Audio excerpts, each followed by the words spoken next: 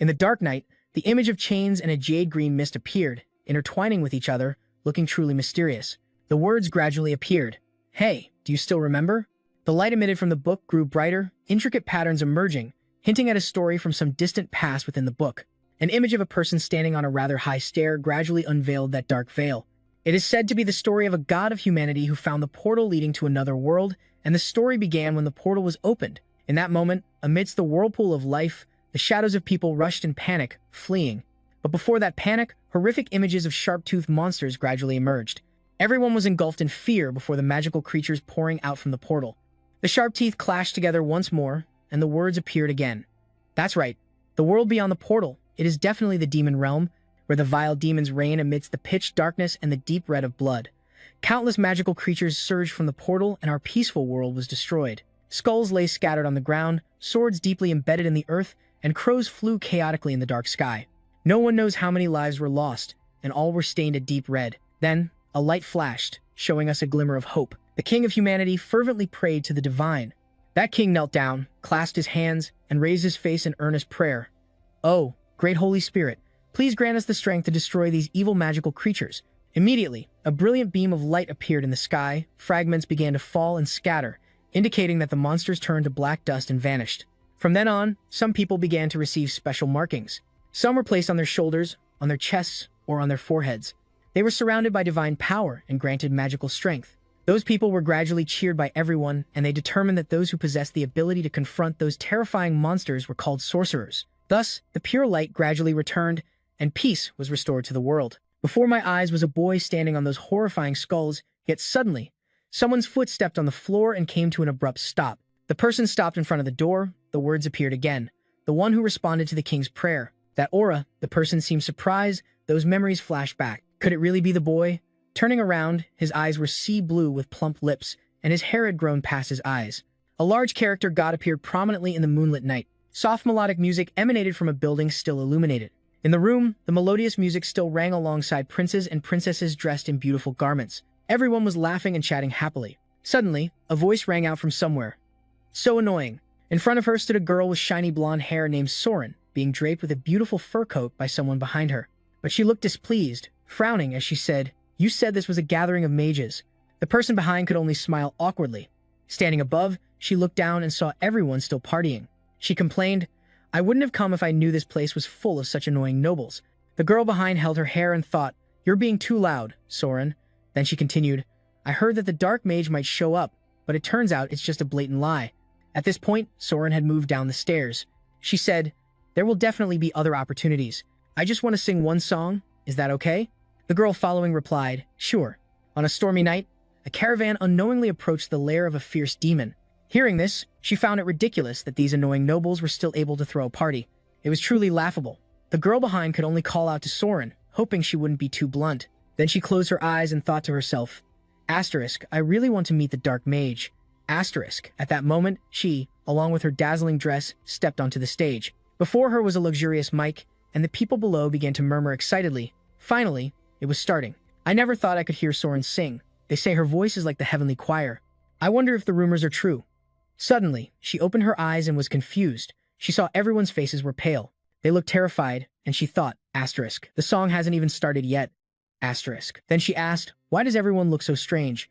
It turned out that from behind, magical creatures had infested the theater, their blood-red eyes staring at everyone. This terrified everyone below, causing them to flee in panic.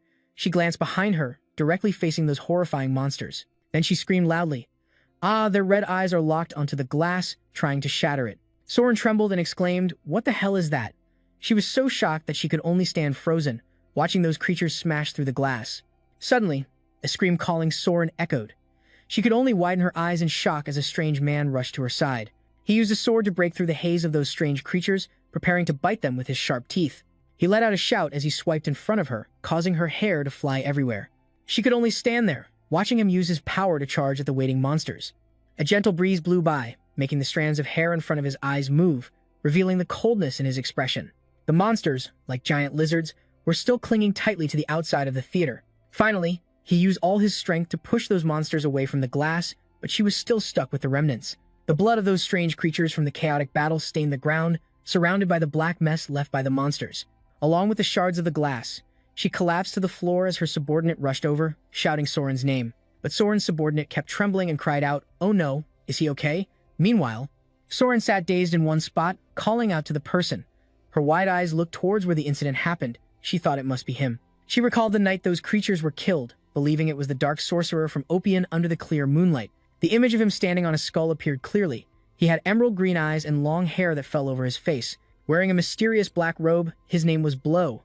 Helped by his servant to stand up. She looked back, certain it was him. He was indeed the dark sorcerer. The girl comforted and calmed. "Soren, I understand. First, we need to get you to safety." One person in the theater asked about the dark sorcerer.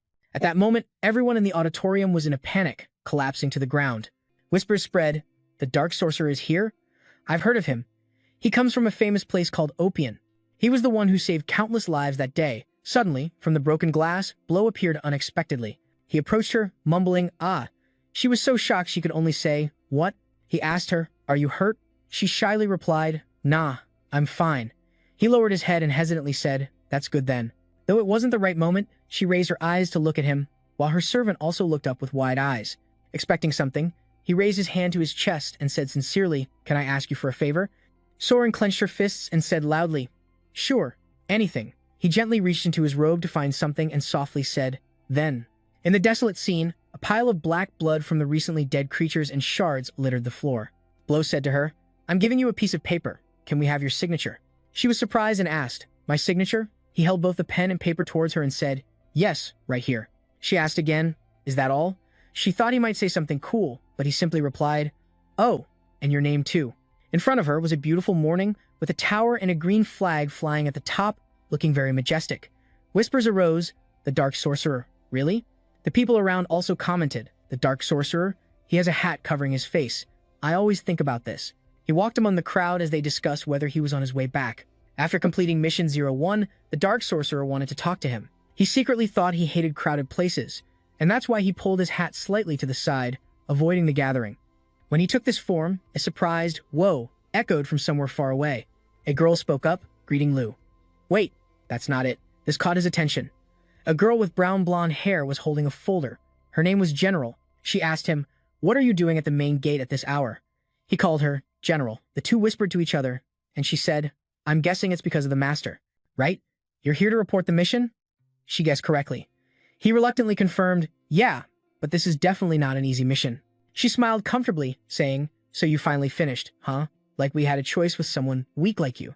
He pointed at the stack of documents she was holding and asked, "What are you carrying there?" She looked a bit flustered. "Oh, this? It's nothing, just paperwork." A voice shouted from across the area, "Blow, we need to go. The master is probably in the office." "Let's eat together later," Jen replied. "Sure, sounds good." Just as she turned away, a piece of paper suddenly fell, catching his attention. He picked it up and called out, "Hey, Jen, you dropped this." His eyes lit up as he looked at the paper. The paper had a line that read, "This is for you.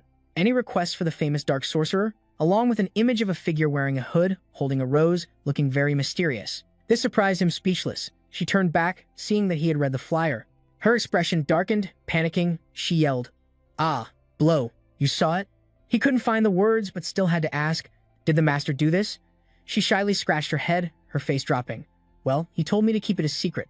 But Jen quickly raised her face, confidently saying, "I totally oppose that." But the master, she looked around and didn't see him anymore. Only people gathering to pick up the papers she dropped. Feeling helpless, she called out, "Hey, someone over here." A person was sipping water, then stood up. He let out a loud boom in the spacious office, leaning against the desk, turning his back while picking up his teacup, preparing to drink. He said, "The weather is really nice today." Just as he finished speaking, Blow kicked the door open forcefully. He turned around, asking irritably, who opened the door like they wanted to smash it. After saying that, a piece of paper unexpectedly hit his face, almost spilling his tea. He exclaimed, "What the hell?" Standing there, not saying a word, upon closer inspection, he recognized him and called out his name, contrasting with his earlier annoyance. He was oddly relaxed, cheerfully welcoming him, "Glad to see you. I've been waiting for you." Not seeing him react, he looked puzzled, put his things down on the table, and asked, "So, did someone give you a hard time on your way here?" His words only made him angrier, and he shouted, "You're the one giving me a hard time. Look at this." He raised the paper high, looking closely at it, then decisively turned around, opened the door, and threw the paper straight out. Raising his hand to his forehead, he looked expectantly. He forced a laugh. "Ha ha, it's gone now. What do you want me to look at?" He stood behind, staring at him like that. For a long time, he was dumbfounded, unable to say a word. He showed clear signs of annoyance. Are you joking with me? I remember the awkward moment when I went outside and everyone surrounded me, recognizing me and shouting, "Oh, look." The Dark Mage said, lately I've been hearing this noisy chatter everywhere I go. Didn't you tell me to go into opium like this? Why are you doing this now without asking me first? But the sound of you complaining keeps nagging in my ears. I'm so embarrassed I don't even want to show my face outside anymore. I'm annoyed about it, but my master keeps arguing, well, it's because you're the biggest star of Opion, bro. You're just too timid, and that's understandable. But suddenly, Blow slammed a paper with Soren's signature down on the table. He stood there wide-eyed, all twisted up, then shouted in shock. Then he picked up the paper, exclaiming, "Wow, you did it. You got Soren's signature," he said in a flat tone. "This is the last time I'm doing this silly thing for this mission," and my master sighed, saying there's no other way. He pointed at the pile of papers on the table and said, "Find the puppy. It's Mrs. Ellen's love letter from Duong Van. There are still so many valuable missions waiting for you." "A lot of them," I yelled in annoyance. "Get rid of it." I placed the paper down on the table, and he acted like he was praising me, but still, you got it. "They say Miss Soren is very picky. So, she never talks to strangers, right?" I rebutted. "She doesn't seem like that at all," but she looked a bit surprised by the sudden attack. He looked up and asked, "Sudden attack?" Picking up the paper again, he said, "The Ravi region. Where Miss Soren operates is supposed to be a safe area. Did you encounter a group of thieves?" I replied with a simple no. I concluded it was a demon. Memories of that monster flashed back. I thought, it was just a medium-sized creature, so not too strong. But the fact that such a monster appeared in Ravi, a place protected by top mages, is strange, isn't it? My master sat down and seriously said, "You're right. This is very unusual. We need to investigate thoroughly." He turned around and wondered, "I can't believe you still got Soren's signature in that situation." Honestly, this statement made Blow furious.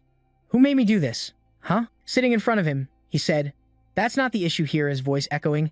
"How long are you going to keep this form?" But I still kept my annoyed mindset and said, "Thanks to that AI, I've been assigned weird missions all day, and I've accumulated too much magical power." Hearing me say that, he chuckled softly, and then powers manifested around him. His eyes lit up as he said, "Your name is Glow." A symbol was gradually forming on the back of his hand. He swung his arm to the side. The words of Liberation Awakening appeared, witnessing his transformation as he rested his chin on his hand and observed, "Oh, Ruth. It seems you've grown stronger since the last time I saw you." He removed his hat, revealing that his dark blue hair was gone. Returning to Ruth's original state, with white hair, he said, "So what?" And then he thought it didn't matter. He slammed his hand down on the table earnestly, saying, "Now I've got Soren's signature." "Give me a proper mission," he said, lifting his emotionless face. There was the gentle gaze of the master. He spoke again, not seriously. "Why?" Before he could finish, you interrupted, looking at him intently. "After that day, many mages, even ordinary people, are keeping an eye on you. The association is hunting for you with fury." You elaborated. "From now on, things will get increasingly dangerous. We can't continue as before." "I'm worried about that. You were still dissatisfied with what had just happened," he reminded you. "Yet you still made me stay in this form. You were surprised. You have another one?" "Why? He told you not to joke. Are you giving me a mission or not?" You leaned your hand on the table and said, "All right, I have a pretty big mission here." The place looked quite formal. There was an angel standing amidst the noble rooms. You said it was related to an auction held 3 times a year, a place that specialized in trading rare and unique items.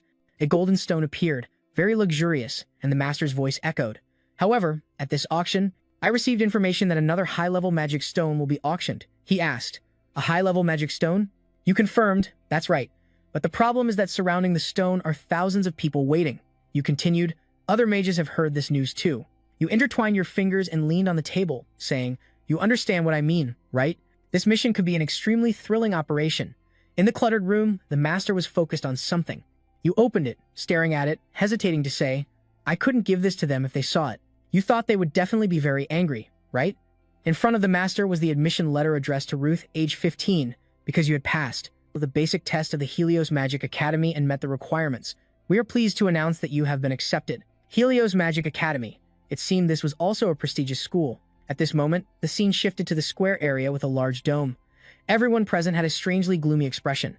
Right at the center of that area, a man accompanied by his soldiers was stepping into the grand hall. He calmly raised his hand, then bowed respectfully.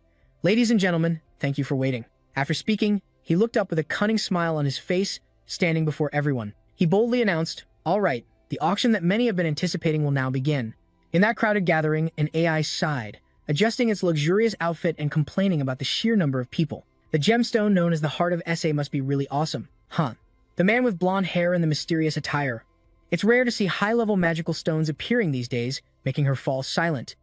The AI hesitated for a moment, wondering if it was safe with so many mages around. The man's face finally came into view when she asked him, "Is that the dark mage?" It was Ruth, a genuine dark mage. Why not?" he explained. "Our goals are different from theirs, plus my own purpose is also different." Asterisk. He thought to himself about his own goal, asterisk, while she seemed helpless and called out to him, "Ruth," as he drowned in his own thoughts.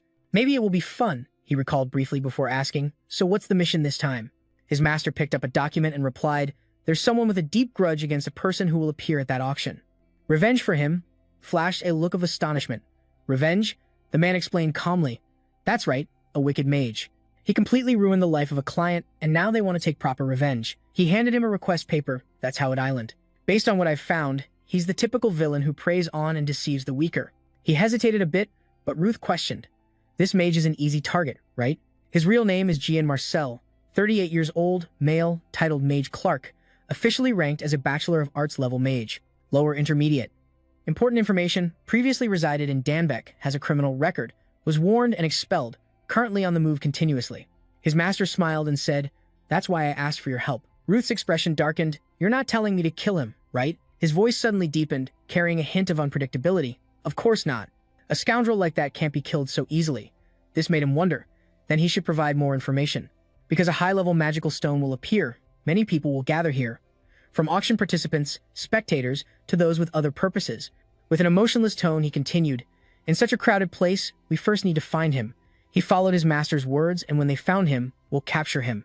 Then he speculated, capture and break his limbs, torture him brutally.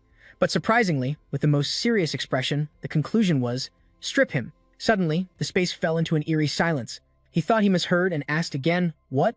He remained unfazed, affirming, "Just strip him."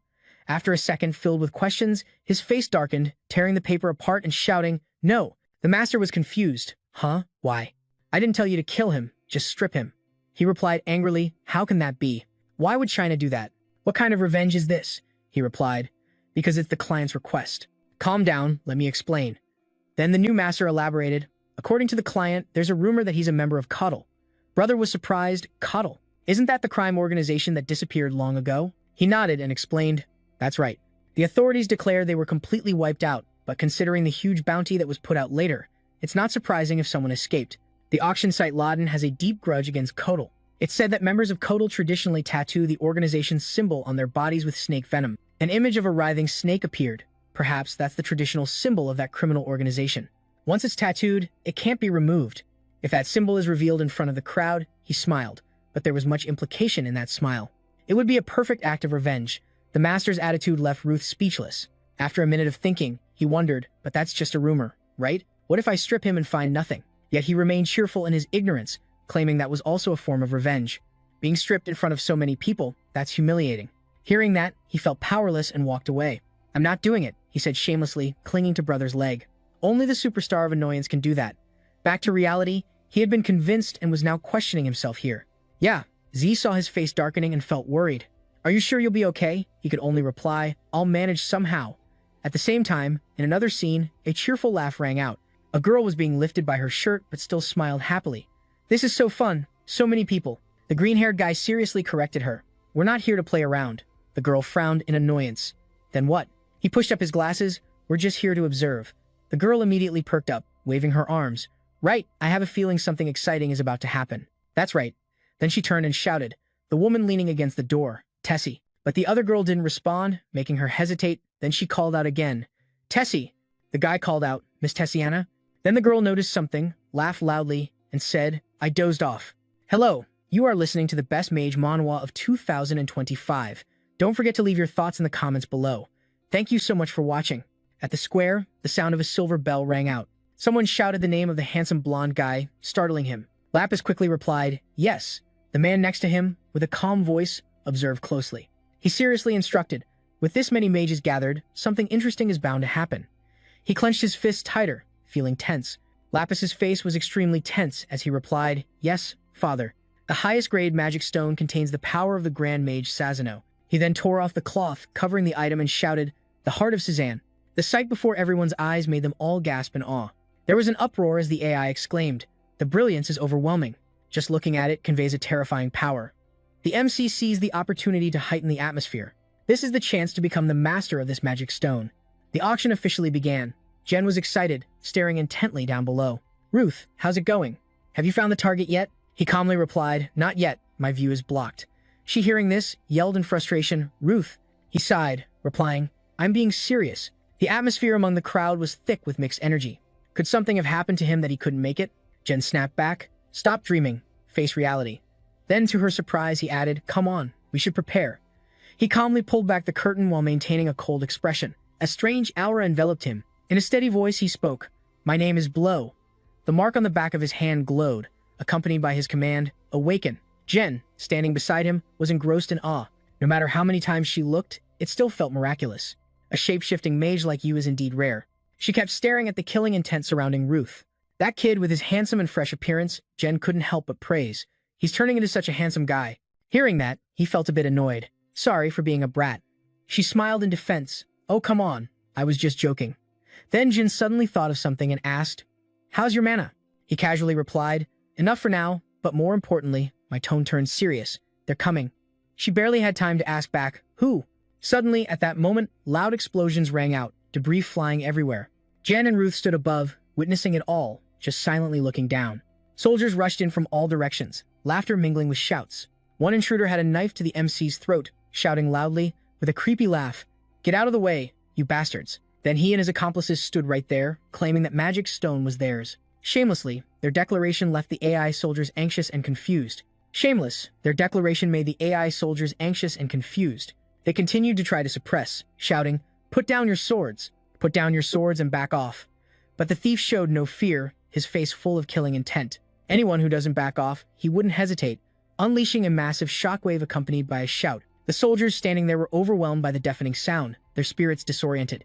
Suddenly, they noticed another force attacking directly towards the MC. The remaining thieves seized the opportunity while they were distracted to launch a sneak attack, leaving them no chance to evade. He made a single, devastating blow with his weapon, then turned back, maintaining his poker face, firmly holding the weapon that could spin like a boomerang in his hand. After taking down the soldiers, the last thief no longer kept the MC as a hostage and kicked him away, cursing, "Honestly, I'm so bored, can't wait any longer." As soon as he finished speaking, he stepped forward to grab the magic stone, mockingly asking, "Now, we're going to take this magic stone, right?" But before his hand could touch the stone, it was immediately stopped. He froze for a moment, confused about what was happening. When he regained his senses, his face paled slightly as he mumbled, "What the hell?" with animal ears. "Are you guys AI?" Without time to resist or defend himself, his hand was crushed, making him cry out in pain, collapsing to the ground. He stammered, "My hand, wait. Those gloves? Are you a mage from the association?" The participants at this moment were in an uproar. "The AI Association," they whispered among themselves. "With animal ears and a tail, there used to be a famous mage like that. I bet he belongs to the association." "Oh, I remember now. That's the one with animal ears earlier, the Hound of the Lano's House Association." He heard that and his mouth twitched, repeating the word hound in frustration, then ignored the thieves. He turned to curse them, warning that no one dared to call him a dog. The thief with the ponytail was so furious he was gritting his teeth, saying, "Damn it, filthy trash from the association." He charged at the beast ear to attack from behind. "Die!" His scythe-like weapon struck House's head directly, crushing it before he hurried away. Both thieves paled at the sight, while his weapon flew off, embedding itself in the nearby pillar amidst everyone's shock. Howard's deep voice boomed. "Hey, you're really pissing me off." His pupils constricted as he growled, "That last hit hurt, you know." The two thieves' faces drained of color, trembling as they looked at him, not daring to utter a word. Jen observed from above, very amused. "What the hell? I thought it was just a bunch of AI scarecrows. Turns out they have a trump card." She continued commenting like a mage from the association, "Oh, I'm really surprised, those arrogant bastards." Ruth interrupted her. "Black, you better cover yourself carefully." Then cautiously said, "Look closely. That person is the mage who went with that guy that day." She was slightly surprised. What? So, could it be that the two thieves in the stands were dealt with? Hal also spoke to calm everyone down. All right, Hal declared loudly. "All mages present here, listen carefully. I know you're all interested in this rare high-grade magic stone, but if you act rashly, the consequences won't be pleasant." His face was emotionless, speaking as if giving orders. "So just wait patiently until the auction ends. Got it? From now on, any AI that touches the magic stone or has suspicious intent will have to face me." Then he turned back to the magic stone and said, Now I believe everyone understands, so anything not spoken must be swallowed. Because he had to scream in his soul, the magic stone disappeared, and the MC saw the thief pointing at House and shouted, "Over there! See that person!" And he was once again shocked in his heart. He shouted, "The thief isn't another AI but someone I know. Sis Moan, what are you doing?" Sis Moan smirked mysteriously and said, "I can sense it. I can definitely sense he's here, panicking visibly, right? Hey, Sis Muan, standing on this statue and being so loud, Brekkie, you're aiming for this, right? If you want it, come and fight for it." Then his eyes shone with a deadly red light. "If you don't show up, I'll take everything." Poor audience gets another jump scare fan. "AI," the AIs murmured. "Blackie, what's going on with the magic stone, Sis Muan?" Jen hesitantly spoke to Ruth, now in her mature form. "Blow, the Blackie he mentioned is the one looking at him right now, staring at Sis Muan and asking, 'What about you?'" Though she didn't get an answer, she understood everything, hesitating a bit before saying, This is more complicated than I thought." Looking at that expression, if they met, it wouldn't be easy at all. Ruth, backing off now, isn't a better option. "What?" He hesitated for a moment before firmly saying, "No, I can't give up the mission just because of a speck of dust like that." She teased him about that dust. "You may be rustic, but still serious. Fixing it, red sand." Even the Jen can only helplessly say, "I'll go along with you." "Fine, let's figure something out." Out of options, the complaints among those present echoed, "Oh God, I was looking forward to such a rare high-level magic stone, but that Sis Muan has made me lose all interest in fighting for it." Another person responded, "There are plenty of mages here. If the two of us team up, it shouldn't be too hard." But immediately faced with opposition. "Don't joke, he's on a completely different level than us. That's Sis Muran from the association." They continued to discuss, "Unless it's the dark mage he just fought recently." The other person agreed, "Who else would be crazy enough to challenge Sis Muan, right?" While they were talking, the shadow of that AI passed by, and they only realized it when they broke a sweat. But Sis Muan still stood there, holding the magic stone without saying a word. He just waited, and after a long time without a response, he muttered to himself, "I see." Sis Muan's eyes became sharp again. He shouted loudly for the sausage to stop this madness and come down, but Sis Muan scolded him, telling the old man to get out of the way. "You're blocking the path." Howl shouted angrily, "Do you want me to let you taste hell?" Suddenly, a surge of power slashed across. Both Sis Muan and Howard, who were passionately arguing, had to stop in shock as the cracking sound of stone began to echo. The angel statue that Sis Muran was standing on immediately split in two and toppled forward. Howard sat there, stunned, as the entire statue began to fall onto his head. What the hell is going on? Then, a deafening boom echoed, dust clouding the air as the giant statue crashed down and shattered into pieces amidst the smoke. A figure of a long-haired girl glided forward. She wasn't a ghost, it's Tessie. Boldly wielding her sword after the attack, Howard saw her and gasped, quickly questioning her. "You did this, didn't you?" Her face remained icy as she replied calmly, "I just came to participate in the auction fairly." She even casually flaunted, "I also brought 1 silver with me," while Howard thought to himself, what could 1 silver even do?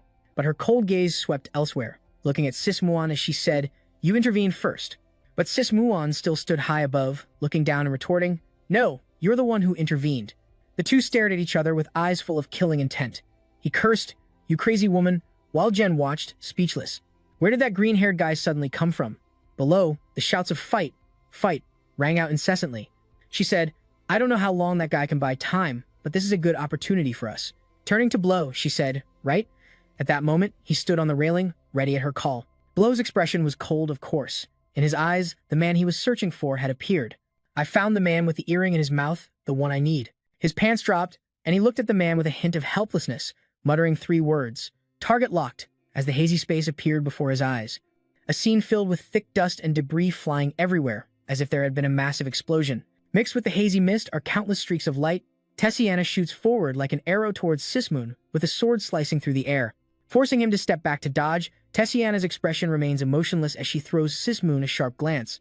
Sismoon has landed, while Tessiana hovers in the air, preparing to attack. A flash of light appears right in front of Sismoon, seemingly capable of severing his head, but Sismoon's hand has firmly grasped the blade of Tessiana's sword gently, as if holding a mere toy sword. Tessiana's eyes widen in surprise. She truly didn't expect that the person in front of her could so easily block her attack. A voice of doubt rises. How is Sismoon so calm? His gaze expresses danger, and a contemptuous voice rings out. They have no idea who they're dealing with. In this chaotic space, one hand of Sismoon is still controlling Tessiana's sword, while his other hand, quietly, prepares to counterattack with a fierce red light. His voice has never sounded more terrifying. What a bother. As expected, Tessiana is sent flying far away by the immense power from his hand. This also causes everything around them to be thrown into disarray. as dust rises and countless beams of light explode alongside flying rocks, creating a massive explosion. At this moment, bystanders are also affected by the overwhelming power. The entire space is engulfed in dust, with only Sismoon remaining calm, standing still amidst the ruins. A shadowy figure appears. It is Tessiana, kneeling on the ground. With her sword embedded in the earth, her voice rings out, "Your name is Tessiana, and the one standing before me now is Sismoon." Cold and composed, suddenly Tessiana's eyes widen, her pupils dilating as she sees. In no time, her whole body radiates a mystical blue light. The wind begins to rise, making her hair flutter wildly. Blue rays surround her. Tessiana speaks, awakening, still standing still and observing him, slowly saying, "You think awakening will change anything?" Tessiana softly remarks, and immediately she jumps up and dashes towards Sismoon, like a blue lightning bolt, with her sword ready in hand to attack him at any moment. The voice rings out, "Get ready." At this moment, a sound echoes. Upon looking closely, it is Her Highness and her attendant beside her, watching the battle. Joyfully waving her arms and legs, she exclaims, "Look, Tessie is awakening. So cool." The attendant beside her remains serious but softly calls, "Your Highness." He turns to her and says seriously, "We should head back." Her Highness's playful voice chimes in, "Oh, I don't want to." The attendant beside her patiently continues, "There's no other way because Tessiana, the person who was supposed to be the bodyguard, is like this." So he just placed his hands on the prince's shoulders, trying to persuade her to go back. Although she still wanted to stay, "We could sneak out if anything happened to the prince. My head will roll if this continues, so let's return while the battle is still ongoing." The dust and smoke lingered, and his voice echoed before anything happened. At that moment, a sudden announcement rang out, leaving everyone present confused and worried. "Everyone, please evacuate this area." Questions and doubts arose. What's going on? What about the magic stone? Where is it? In the chaotic crowd, voices of suspicion continue to rise. "I definitely saw it drop around here." Gian Marcello, the wizard named Clark, was mingling within this crowd. Next to him stood a girl, her face showing a hint of panic. She whispered, "What's that?" Suddenly, someone was pushing through the crowd, angrily shouting, causing others to jump back. That was the Hound of the Association. He had calmed down and was silently thinking, "Damn it, that damn guy. If he intended to fight, he should have handed over the magic stone first, right? Where the hell did it fall?" But in the distance, a mysterious figure in a white cloak was quietly observing Rand Maxell and the girl beside him. It turned out that person was Bro, the dark wizard of Orphan. His hand slightly clenched the cloak with a worried expression. He thought, "There are too many people, and everyone is worried about the magic stone. In this chaotic situation, this is the best opportunity." Then, he looked at the two people in front and wondered, "How can I expose the symbol on his leg without raising suspicion?" A blow closed his eyes and sank into his own inner world. Could it be that the only way is to pull down his pants? He didn't think there was definitely another way. Suddenly, a loud voice caught Blow's attention, making him glance over. "Where is the magic stone? Who took it?" He spoke up, responding to the person who just asked. "Sorry, I heard your voice." The person turned to face him. So Blow walked over to him, then whispered while glancing at Gian Maxell, "I clearly saw that guy in the purple robe hiding it." Hearing this, his attention shifted towards Gian Maxell, who was smiling at the girl beside him. He asked again, "What? That guy over there laughing?" Blow replied, "Yes, I'm sure I saw him hiding it in his pants. In fact, Blow was just making things up, so it didn't really matter what it was." I can't believe that guy actually took Blow's word and charged in to choke Gian Maxell, demanding fiercely, "Hey, did you take the magic stone?" He was momentarily confused about what was happening, so all he could do was stammer, "What the hell?" The girl was very disappointed to see this. Those around them noticed and one of them spoke up. "The gemstone." Voices kept ringing out. "That guy stole the gemstone. Catch him." Blue was the one who instigated everything. Seeing the situation unfold before him was surprising. He thought, it really works? Suddenly, the guy was pushed away, and a wound was bleeding on him. His groan echoed, "Ugh," Gianmarco exclaimed. "Damn it." It turned out he had pulled out a knife and stabbed that guy. The girl behind him was extremely terrified. Gianmarco asked, "How did you figure it out?" At this moment, Blow was surprised and thought, "What?" Then, Gian Maxell bitterly said, "Damn it, I almost got away." Upon hearing his admission, the crowd became chaotic. "He's real." Blow, standing off to the side, was stunned, not expecting that his random story would turn out to be true. He thought, "He really took the gemstone." Immediately, Gian Maxell's body radiated a mystical purple light. He said, "Now it's in my hands. I'll never give it up. My name is Cloak." Purple streaks of light surrounded him, and that power left everyone stunned. Cloak declared, "Awaken." His voice became savage. "Listen." Cloak looked completely different from before. The purple light enveloped his eyes, filled with danger, and his smile was truly sinister. The gemstone was floating in his palm. I proudly declared, "The worthless gemstone is in my hands now, so anyone who dares to target it." Then 3 stones emitted purple light from Clark's hand, quickly flying towards those people, causing them to be extremely frightened. Accompanying that was Clark's terrifying voice, "You'll die unexpectedly." Blow tore off his cloak from the crowd and jumped out, knocking those 3 stones away, leaving Clark and the others in shock. Blow's calm voice rang out as if responding to Clark, "Not so fast." Seeing the person in front of him all dressed in black with a sharp spear and dark energy, Clark felt suspicious. The dark energy obscured his view, causing him to mutter, "Ah." Clark's knife was also embedded in the ground at some point. Brother Twin pointed his spear straight at Clark, who was covering his face with his hand and slowly spoke. "I didn't think Brother Twin's face would be so clear with those sharp eyes and a knowing smile." The voice continued, "Are you really going to fight me?" Feeling this, he was stunned and widened his eyes. He no longer cared about Tessiana standing opposite him but turned his head towards Blow. Tessiana was still radiating that green aura. Seeing Sismoon distracted, she suddenly realized this was a great opportunity to defeat him. So while Sismoon was still focused on the others, Tessiana dashed towards him like a flash. At this moment, Clark had fallen to the ground. Indeed, he had already dropped at Blow's feet while he remained calmly standing there, surrounded by a dark aura. The others were very surprised and started exclaiming, "What? Could that dark magic be that the association's hounds also just witnessed everything?" He thought in astonishment, "Wow," seeing Blow standing there so majestically. With an expressionless face and sharp eyes, he secretly guessed Ra the Dark Mage. Sao and Clark hurriedly stood up and said to Blow, "I will never hand over the magic stone, it's mine." Blow replied, "The magic stone is yours, huh? You just stole it." His face remained unchanged as he continued, "And Sao, what I'm after is not the stone." But, suddenly, Clark's expression changed as a bright red light emitted right behind Blow. He immediately sensed it and turned around. A dazzling red vortex of terrifying power was right in front of Blow. The people around were extremely terrified, so Blow jumped up to avoid the incoming power attacking him. A sword appeared out of nowhere. He thought, "My sword." Blow looked up at him, dodging the attack. A sudden flash crossed his mind. His pupils dilated, a hand tightly grasping his collar. It was Sismoon. He softly spoke, "Hey, Sismoon," and faced Blow. Sismoon's gaze remained as terrifying as ever, while Blow looked somewhat surprised but still very calm. Sismoon's airy voice continued, "Brekkie." Blow's eyes became cautious as he recognized the person in front of him was AI. He thought of Sismoon. The two confronting each other had created a terrifying force. Countless red streaks intertwined, rocks and debris flying everywhere. Seeing such a massive source of power, the people below were extremely frightened and quickly ran away, screaming. A shadow gradually became clearer in the battlefield. The others were very surprised and fearful. It was still Tessiana. She bowed her head, softly spoke, "It hurts." Then, her hand clenched tightly and pressed down hard on the ground, cracking it. The angry voice continued, "I've even been stripped of my sword." Tessiana looked up with a sharp, determined gaze, saying, "Next time, I'll be sitting amongst the ruins." Tessiana's voice echoed, "I will not lose." But Cloak still tried to hold on. He rushed forward without hesitation, seemingly indifferent to his own life. "Cloak thinks the magic stone is mine." When he realized Cloak was trying to take the opportunity to run away, the others immediately chased after him, shouting, "Stop! He's running away with the magic stone." But these people were clearly no match for Clark. He ran while swinging his hand to shake them off, contemptuously saying, "You shrimp." A streak of purple light shot out with Clark's hand. With just one attack that didn't take much effort, he was able to defeat all of them.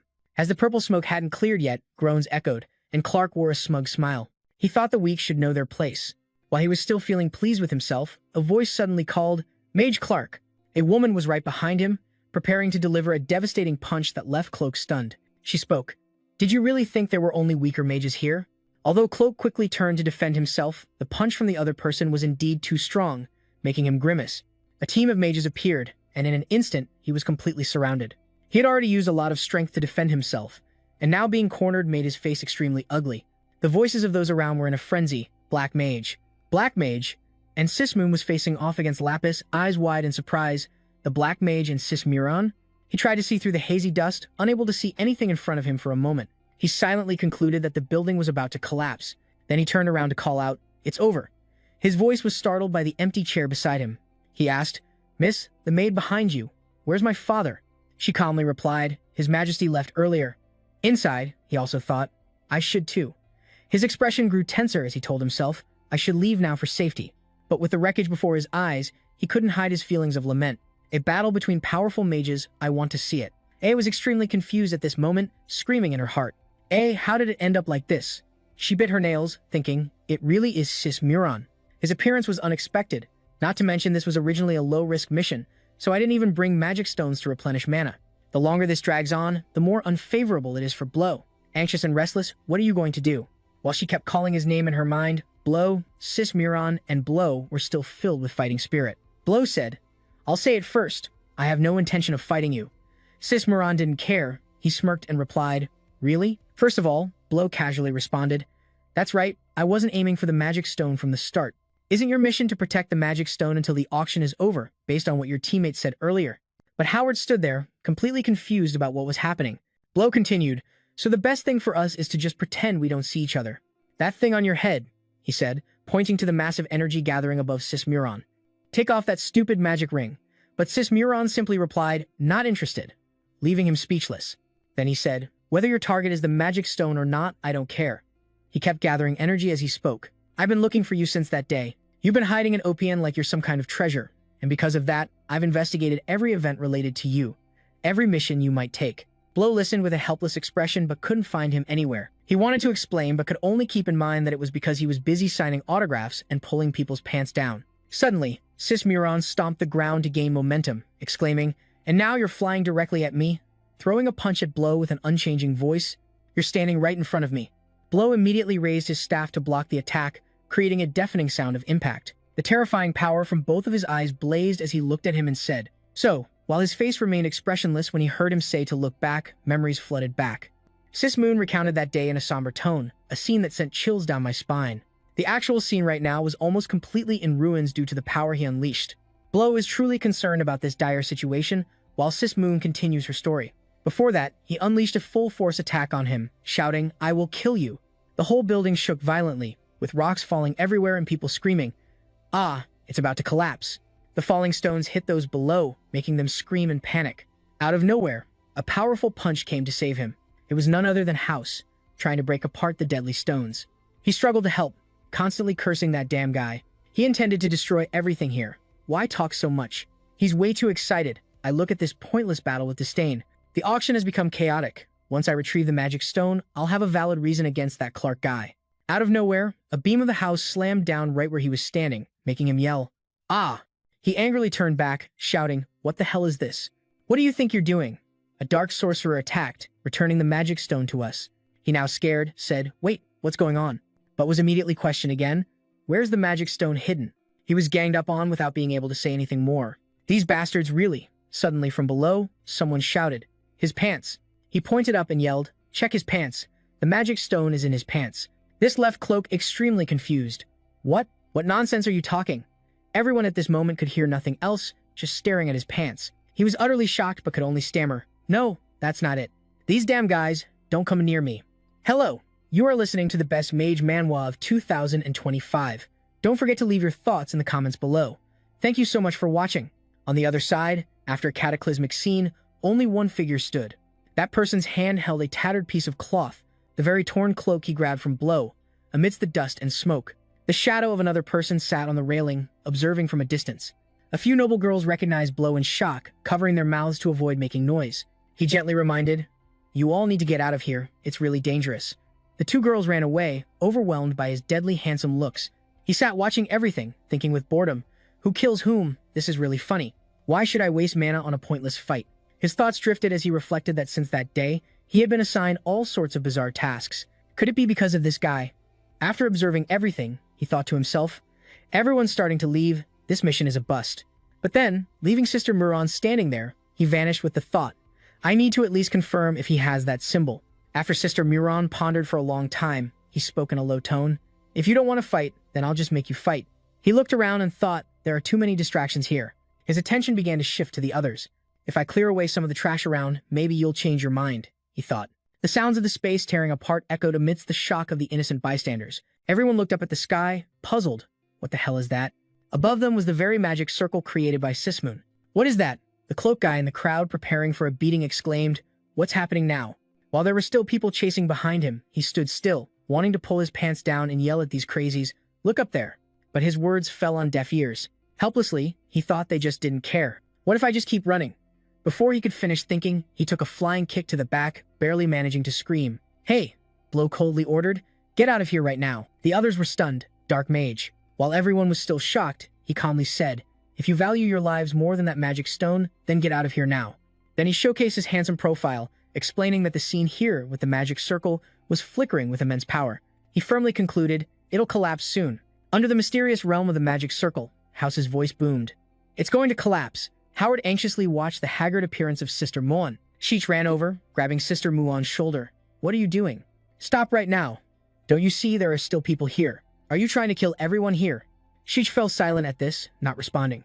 Jen looked down at this scene and sighed softly. What a mess. She quickly turned to find Blow. Where's Blow? I need to find him and get out of here immediately using the teleportation scroll. Suddenly, Jen's heart skipped a beat, sensing something was off. Meanwhile, Sister Muon, with a terrifying glare, continued to radiate killing intent. Play with me. Blow wasn't one to back down either. He rushed in to intercept Sister Muon's blazing killing intent with his own dark aura. The nearby rocks shattered, collapsing down. As Blow soared upwards, he thought, is that guy for real?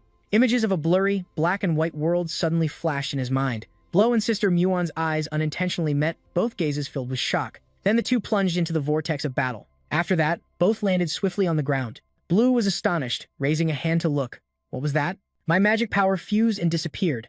The beastman Howard chased beside Sis Muon, shouting angrily, Damn you! With that said, Howard's expression suddenly turned surprised.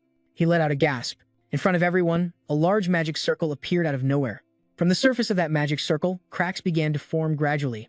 A few seconds later, across the ruined stage, countless different magic circles appeared around the statue. A strange voice rang out, Magic circle, huh?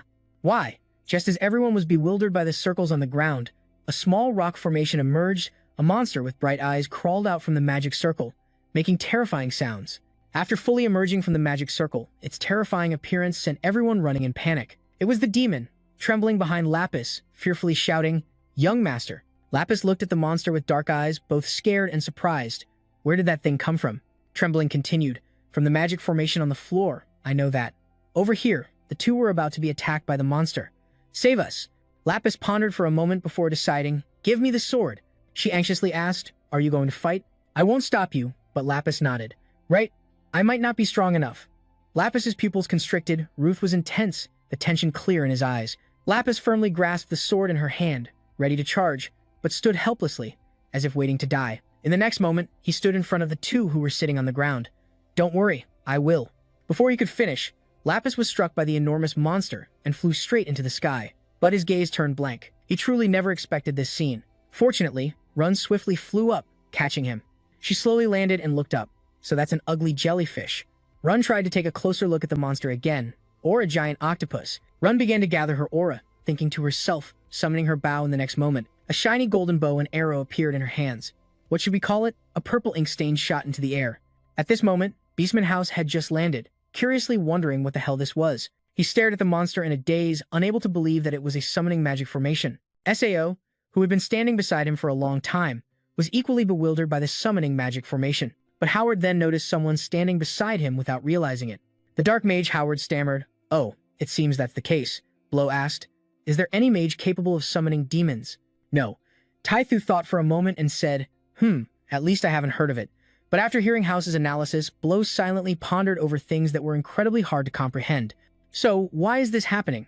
Summoning so many monsters right here? While he was still immersed in the mystery, Jen's voice rang out, Blow. He turned around in surprise. It's Jen. Blow was a bit surprised to see Jen coming to find him. Didn't she escape? Jen huffed. What are you talking about? I can't just run off alone like a coward. Taithu was stunned to see Jen. She was his accomplice from Opium. Why doesn't she look like a wizard at all? Sizemore stood in front of the giant monster, catching Howard's attention. Look. Sizemore raised his hand to summon energy. Taithu was hit in the head by a stone, crying out in pain. Where's your stone? He lowered his head slightly, then it disappeared. Howard angrily pressed, What? Where did you throw it? I swear you were just holding it. Chizmuan silently stared at his empty hands. He remained silent for a long time as if fearing something. It's gone. Blow grabbed Jen, holding a small piece of paper in his hand. We'll use the teleportation scroll to get out of this crazy place right now. Blow stepped in front of her. Okay, but are you really going to leave? Suddenly, waves of energy radiated from Sitch's body. It was terrifying, and Blow's footsteps charged straight ahead. Soon, Blow and Sis Muon were in a very tense state. Sitch was using his bare hands to suppress the terrifying power from the spike in Blow's hand. Anyone witnessing this would feel helpless. What? What are you doing? Can't you see our situation? She whispered urgently to Taithu. Stop your teammate. The spike in Blow's hand was starting to falter. The magic power isn't disappearing. He tried to suppress his confusing thoughts. Could it just be a temporary phenomenon? Blow said seriously to Sheik, Sis Muon. You can feel it too, right? Just now. Sis Muon was firmly holding the spike and asked back. You mean the disappearance of the magic power? Blow nodded. Yes, I don't think it's because of you and those monsters. There's something very strange about Blow. Realizing something, he stopped. Then this isn't the time for us to fight, but Sis Muon didn't care at all about his words. Strange or not, I don't care. Saying that, Sis Muon still wanted to fight Blow. A huge explosion happened right in front of Zen, making her uncomfortable as she covered her face. Zen's eyes widened in fear instantly. Blow, standing behind Tai Thu, could no longer maintain his calm demeanor. After blocking Sick's attack with his hand, Howard demanded, "Stop it, Sick." He was really angry at his actions. Annoyed, he scoffed, "A stubborn person isn't attractive at all." Jen stood frozen, staring blankly. She thought, what is he talking about? House continued to persuade Cheech to stop. Moreover, with all this noise, the mages from the tower will be here any moment. You know better than I do that clashing with them won't bring anything good, right? Blow remained silent, questioning. Did he just take that hit, head-on with his body? Meanwhile, Howard continued, then we should. Cheech urged House to move. His eyes lit up with determination. He resolutely declared, I won't spare anyone who stands in my way, not even that old man from the Black Mage. Stunned by his words, he thought to himself, he's lost it. Why is someone suddenly calling my name? It's Jen, who hurriedly warned. Like he said, if the mages from the tower arrive, things will get messy, so hurry. She didn't realize a demon's tentacle was behind her. Fortunately, Blow noticed and shouted, Jen, behind you. Jen's eyes widened in shock, not understanding what he was saying. To her surprise, out of nowhere, a guy with a sword jumped in, startling General. The guy's sword stabbed straight into the demon, causing its blood to spray everywhere. The attack caused the demon to roar in pain, its 4 eyes bulging as it opened its massive mouth to scream. That guy was Lapis, his face showing 7 parts fear, 3 parts bravery. Even so, he anxiously asked Jen, Are you okay? She looked back at the scene, but things didn't seem too good. The furious monster used its tentacles to wrap around Lapis, causing him to scream in fear. Jen broke out in a cold sweat, thinking she should be asking him if he's okay. Lapis's calm, expressionless bodyguard said, Young master, should I intervene? Lapis helplessly yelled, Are you still asking that? Suddenly, a streak of white light mixed with dark magic split the demon in 2. The demon was destroyed, which also meant Lapis fell from above. The fall startled him, causing him to cry out. After defeating the demon with a clean slice to the head, Blow turned to Jen and asked, Jen, are you okay? Jen was taken aback by his actions, simply replying, yeah. Blow, deep in thought, wondered, what kind of monster is this that has no core and no intellect? Lapis's calm, expressionless bodyguard knelt down and asked, Young master, are you all right? But it seems he's still in shock from what he just witnessed. He looked over at Zen and Blow talking, realizing it was the Dark Mage. He continued to glance at House, guessing that the one trying to hold the chain back was Sismoon. Lapis's face clearly showed the words admiration in his mind, only 3 words, powerful mage. At this moment, Glow looked over at Cloak, the target he came for today, who was lying unconscious amidst the rubble. He felt a bit regretful, thinking he still couldn't confirm it. At that moment, an angry voice caught his attention. Jen irritably made a request. Come on, forget that damn mission. This morning when I woke up, I already noticed something was off. She happily raised the scroll in her hand and said, Luckily, I brought this. To which Blow, not very interested, interrupted her brief joy. As I predicted, Jen, you should leave now. This surprised her and she shouted, What? Are you really planning to undress him in this situation? Lapis and his bodyguard were stunned by what they heard. Undress what? Blow hurriedly explained. No, not like that. There are still monsters around and so many people are watching. Jen, doubting, reassured him. Don't worry, the tower will handle that. After all, that's their specialty. Just forget about it. Zen looked at Lapis and called out, You're the one being pointed out. This startled him. Instinctively, he replied, Yeah, you. One hand held Blow, the other holding the teleportation scroll. He said to Lapis, Although it's a bit exaggerated to say this is to repay you for helping me earlier, do you want to come with us to survive out of here? This teleportation scroll can take up to 4 people with it. At this moment, Lapis felt excited after hearing Jen's offer. His hand tightened, and she added, Of course, if you don't want to be cautious. The two didn't want to go together, but hesitated to speak up. Hearing her, he quickly replied, No, we'd be very grateful if you could take us along. Contrary to him, the bodyguard beside her thought differently. We also have a teleportation scroll. While they were chatting animatedly on the other side, Howard was struggling to hold back the chain, secretly lamenting that just thinking about the report he had to write after this already gave him a headache. Not stopping his thoughts, Howard vented to the chain. You didn't let me finish my sentence. His chin took a direct hit from the guy's head. At this moment, Jen was focused on chanting the location he wanted to reach. The teleportation scroll lifted up and was enveloped by streaks of white light. Six shouted to ask Lapis to hold onto each other, which surprised him and he replied, Okay, but suddenly Six's voice appeared. What a hassle. This made Lapis look a bit worried. He was angry, surrounded by a red aura like his own eyes. Chain, you're running away again. Where's that cocky guy from earlier? The words from the chain frightened Lapis, giving him goosebumps. He turned to whisper to Blow, "Ah, the dark mage over there seems to be glaring at us. Really creepy." He replied to Lapis's concern in a very nonchalant voice. "Don't worry, he's just thinking about something." Ruth told Blow to hurry up and whispered to General. Jen felt helpless, only able to ask him not to disturb her. "I need to focus." Sitch was still very angry. "You think I'll let you get away?" His words startled Howard, feeling that what he said was disrespectful. He got even angrier. "Damn Blackie." His face darkened but couldn't hide his ruby-like eyes. He activated his formation, engulfing the audience in red light. The demons were drawn in by it. Seeing that scene, Howard exclaimed in shock. Again, seriously. Lapis was also surprised by the scene she was witnessing, and quietly thought, "This is Blue." Tense, but she could only call out to Jen to hurry up. At that moment, Jen was intensely focused, gathering her strength to activate the teleportation scroll. Suddenly she shouted, "I want to teleport the moment they disappear." Hello, you are listening to the best manhwa of 2025. Don't forget to leave your comments below. Thank you very much. It was also the moment Shige's formation was fully activated, causing a huge explosion that set a nearby building ablaze. Someone was standing there, seemingly performing a ritual.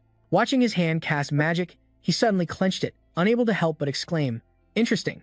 On his shoulder was the demon that had appeared in the auction room but in a smaller version. He looked towards the branch next to him, where a woman was sitting. In her hand was something shimmering with a golden hue. He seemed to realize it was a magic stone. It was in the hands of the one he called Miss Kruby Montiri. She was sitting attentively studying the magic stone. This lady repeated what he just said in a mocking tone. How interesting. She twirled the stone in her hand, shaking it, and just like that, she suddenly crushed it into 100 pieces. The fragments fell onto her arrogant face filled with disdain as she assessed humanity as very ordinary. On a warm sunny day, sunlight filtered through the bushes and leaves into the room through the window. In that room, there was a man sitting with his chin resting on his hand. The man picked up the documents in front of him and spoke. Buildings are destroyed, the magic stone has vanished, and even a monster of unknown origin has appeared. That man was Blow's master. The events at the auction made him exclaim, "What a commotion." But then the space fell into silence, his smile faltering as he faced Jen's intense gaze. Hearing his master's words made Jen very annoyed. "Can you still laugh now?" In response to that annoyance was averted gaze, words falling into a dead end from the master. "No, what I mean island." Jen continued, "So you just want us to strip him down? Who knew we'd get caught up in that mess?" Thinking back, it really was funny. The master quickly wanted to brush it off. As long as both of them returned safely, that was what mattered. Jen added with a face and tone that couldn't be more annoyed, "Yeah, the master is a bit guilty about it. Huh. I didn't know beforehand." He sighed, helplessly saying, "If I had known Sis would be there, I wouldn't have sent you guys." He felt helpless not knowing how to answer Jen. He could only say, in general, both father and son are a bit crazy, because he himself didn't know what they were thinking. Jen became even more curious after hearing him say that, but suddenly, he made a concluding judgment. He'll lose interest soon, so let's avoid trouble for now, no matter how unfair it seems. After hearing that, Jen suddenly understood. "So that's why you've been giving Blow those weird tasks lately." He didn't deny it, nodding, "Yeah, partly to let him rest a bit." He switched to serious mode, reconsidering the situation but brushing that off. "I still feel like something's off."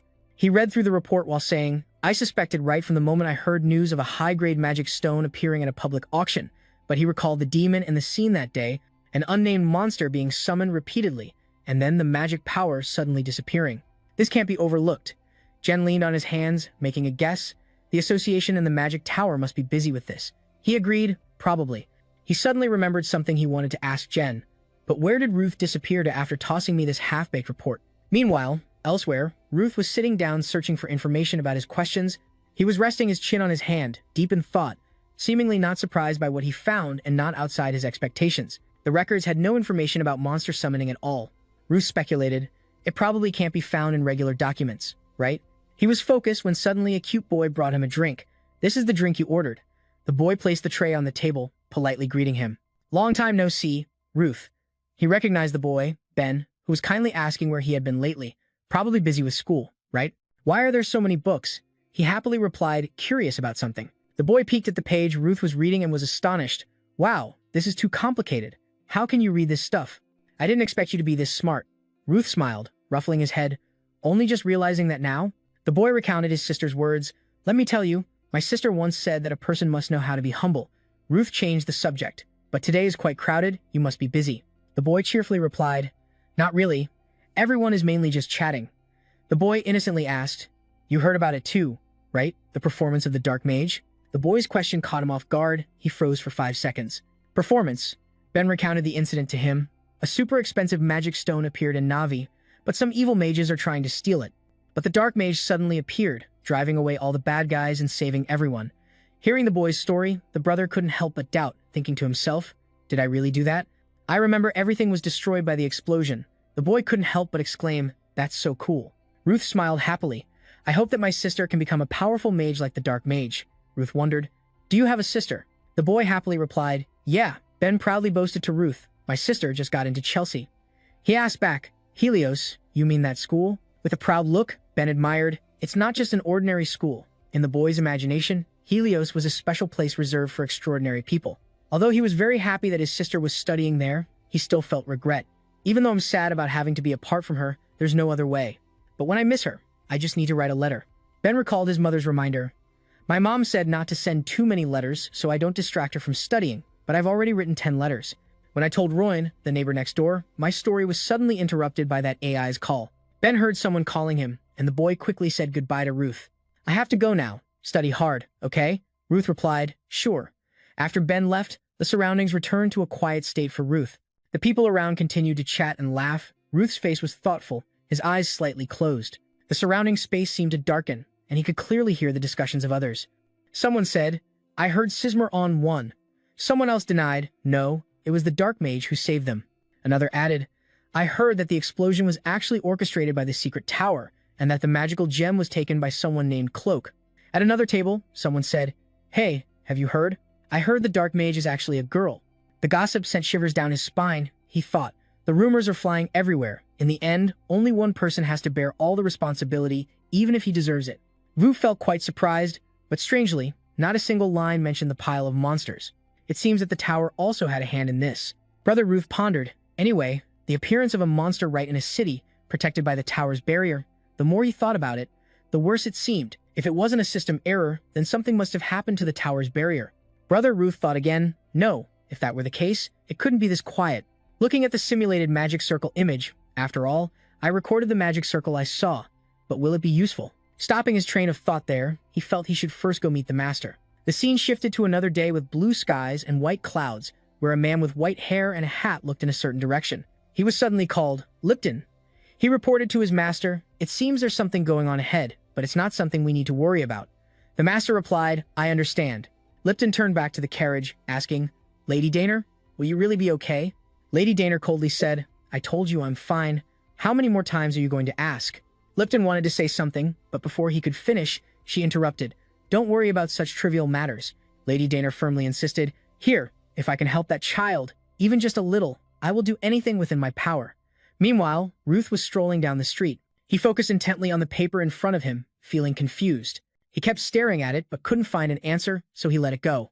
Suddenly, a gust of wind blew the paper out of Ruth's hands. He was stunned, not realizing the paper had touched the ground. As he moved to pick it up, another gust of wind blew it away again. Ruth panicked. The paper was flying too high. His eyes followed the paper, wondering where it would go next. Not far away, a frightened man shouted, "Give it back." Facing him was a group of 4 bullies, one of whom was holding his stuff. The leader said, "What if I don't want to? I just picked up the discarded bag." He panicked and explained, "I've told you so many times. I just put it down for a moment. I didn't mean to make a big deal of it. Please give it back." Suddenly, he stepped forward and grabbed the collar of the boy, making him cry out in fear. The bully angrily threatened, "Look here, if you kneel and beg, I might reconsider, but you dare to yell at me." As he spoke, Ruth's spell diagram flew into the face of the guard. "Will you get there first or will you die first?" He shouted angrily. "What the hell is that?" He seemed unfazed by the paper, still excitedly saying, "Anyway, this bag is mine now." Just then, a voice interrupted, "Oh, it got dirty." They turned towards the voice to see Ruth holding the paper and the bag. He angrily asked his lackey, "Who is that brat?" His lackey finally realized the bag was no longer in his hands. Ruth stood up and handed the bag to the man. "Here, take it back." He stepped forward to accept it. "Thanks." The lackey, surprised, questioned, "Huh, when did he get the bag back?" The lackey demanded, "Give it back immediately." Ruth coldly replied, "I just picked it up." The lackey was confused. "What is this?" "Stop." The leader stopped his lackey. "Let him go." He threatened to teach him a lesson while instructing his lackey to block all exits, looking down on them with disdain. He thought he was an enhancement mage, but he looked more like the lowest level mage. He twisted his hand threateningly at the kid. Seems like you still don't understand how this world works, huh? Let me teach you a valuable lesson. Ruth didn't want to attract trouble. He didn't want to get involved in unnecessary trouble, so he decided to run. He shouted loudly, "Hey, kid!" He jumped down, surprising them all. Ruth dropped down towards the carriage of Lady Daner. He fell down, catching Lipburn's attention, making quite a noise. Lady Daner was startled, wondering. All the townspeople looked at him in horror. Ruth slowly stood up, and before long, he was standing on top of the carriage. You awkwardly laugh and say this carriage is pretty sturdy. Ha ha. You leap out of the carriage and then run off quickly, leaving everyone staring at you in shock. Ran, surprised, shouts loudly. What? That kid is AI? You unexpectedly exclaim, Sir Little, as you shout, stop. Suddenly, a sharp sword is pressed against Ruth's neck. As he turns his head, he thinks to himself, Asterisk, he's so fast.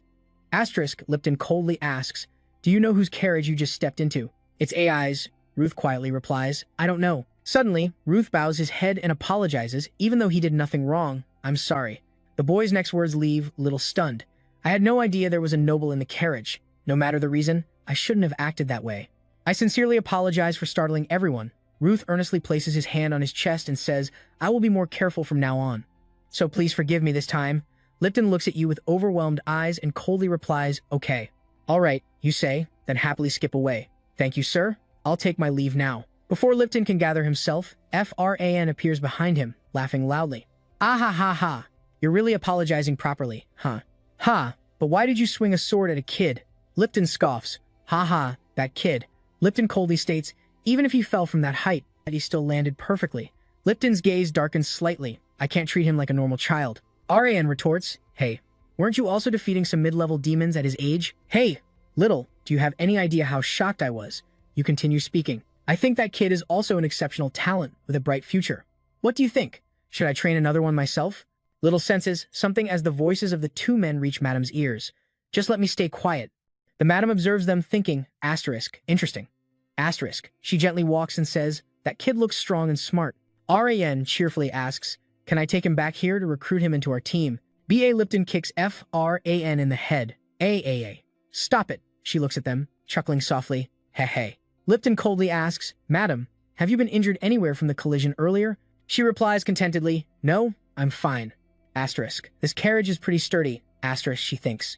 Asterisk, you reacted quite quickly. Asterisk, the Madam looks at them and requests, but we're getting close now. The weather is nice today.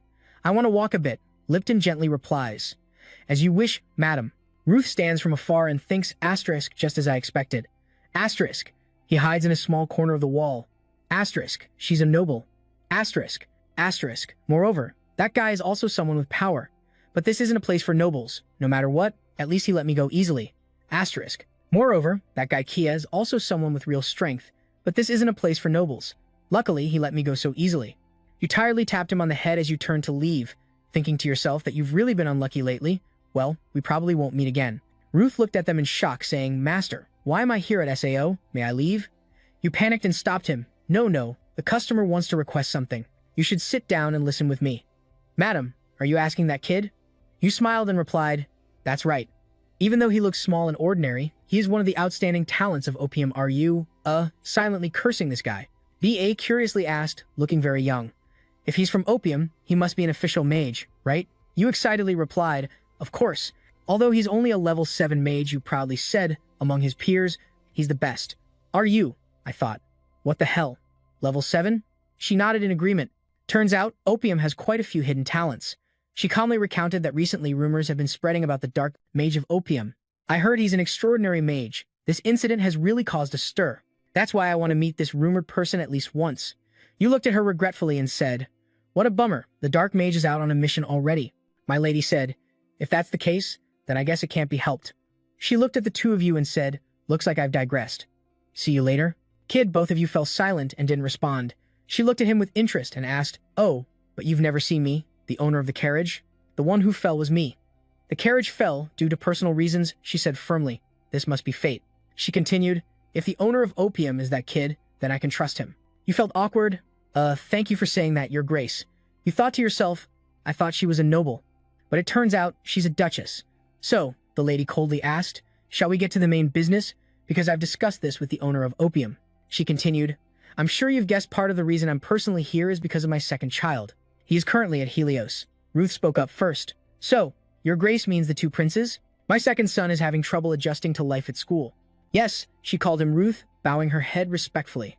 Yes, zooming into the materials she presented, here are the documents about Helios, along with the list of students.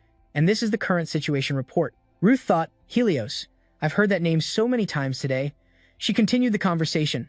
It's only been a month since he enrolled, and I'm not sure what has happened during that time. But right now, my son is surrounded by darkness. According to reports, he's being called a monster. You frowned and asked, what? Who dares to call the two princes of Acheon that? It's not just my son who's suffering this. A scene of death appears.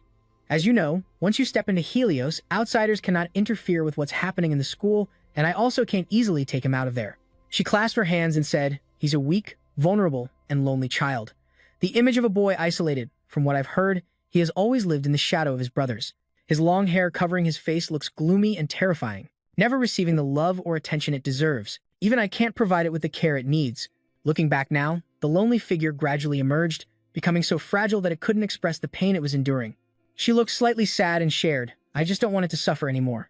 Both Lincoln and Ruth looked confused as they heard Mrs. Diner speak. More importantly, I cannot accept the way my son is treated there. Her face was serious. My request is very simple. The lady seriously requested, please help my son have a peaceful school life there, where he is suffering. She earnestly pleaded, please protect him. Brother Cone Tai demanded, now explain to me. The boy asked in confusion, huh? What? Don't tell me you don't understand. Clearly, I'm asking about this ridiculous situation we're stuck in. He smiled and said exactly what the listeners heard.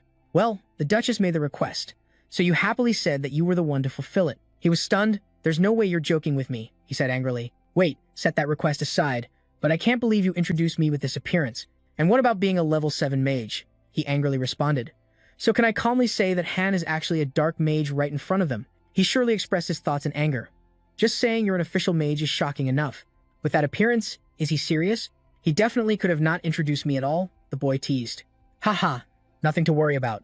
Even though Helios is the most prestigious magic school, the students there are just a bunch of unawakened trainees. He angrily shouted, I never agreed to this. Didn't you receive the report from Jen about the 7 defeated SAO mission? We need to investigate what really happened there.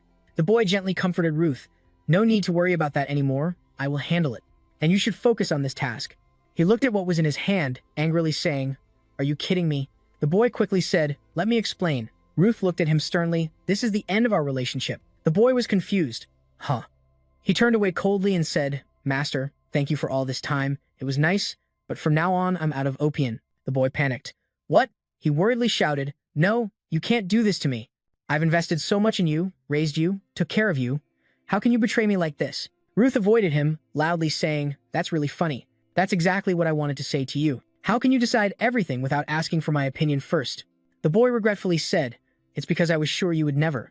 He coldly replied, Of course not. Why would I go to school then? The boy tiredly said, I already said this is a request you firmly refuse. I won't say that I will not do. He placed his hand on his heart and sincerely said, My heart is as vast as the ocean and all I want is to send you to school no matter what. He was at a loss for words, wondering what was wrong with him. The boy suddenly shouted loudly, What are you two doing? The boy tiredly scratched his head and said, At least knock before entering, right? She angrily retorted, You're the one not listening. I'm sure I knocked. She spoke softly. Anyway, both of you sit down here. Don't embarrass our neighborhood any longer. Ruth said thoughtfully. Jen knows about this too. She gently reassured Ruth. You don't have to be too tense. Just think of it as a little outing. Jen continued. So just see this as an opportunity to relax a bit and enjoy school life. Who knows, you might even make friends with people your age, he sighed. But we don't need friends. You can accept that, he said. If you really don't want to do it, then so be it. Even though the Imperial Duchess personally came to Opium, entrusting us with a special mission, refusing now wouldn't be a big deal. He glared. I might lose my head. Should I write a will first? He comforted himself. Still, it's fine if it makes you feel better. Jen gently said, Stop joking around. He looked at him straight. Ruth, the master's decision. Making decisions without consulting you is my fault. Besides, you will enroll through the official path, and it might take some time. Ruth coldly asked, What do you want to do? The room fell silent as Ruth wondered about the second son of the Duchess. We just need to help him, right? The two exclaimed happily. Of course. It's not hard at all. You're really the brightest star in Opium. You're amazing, they excitedly said.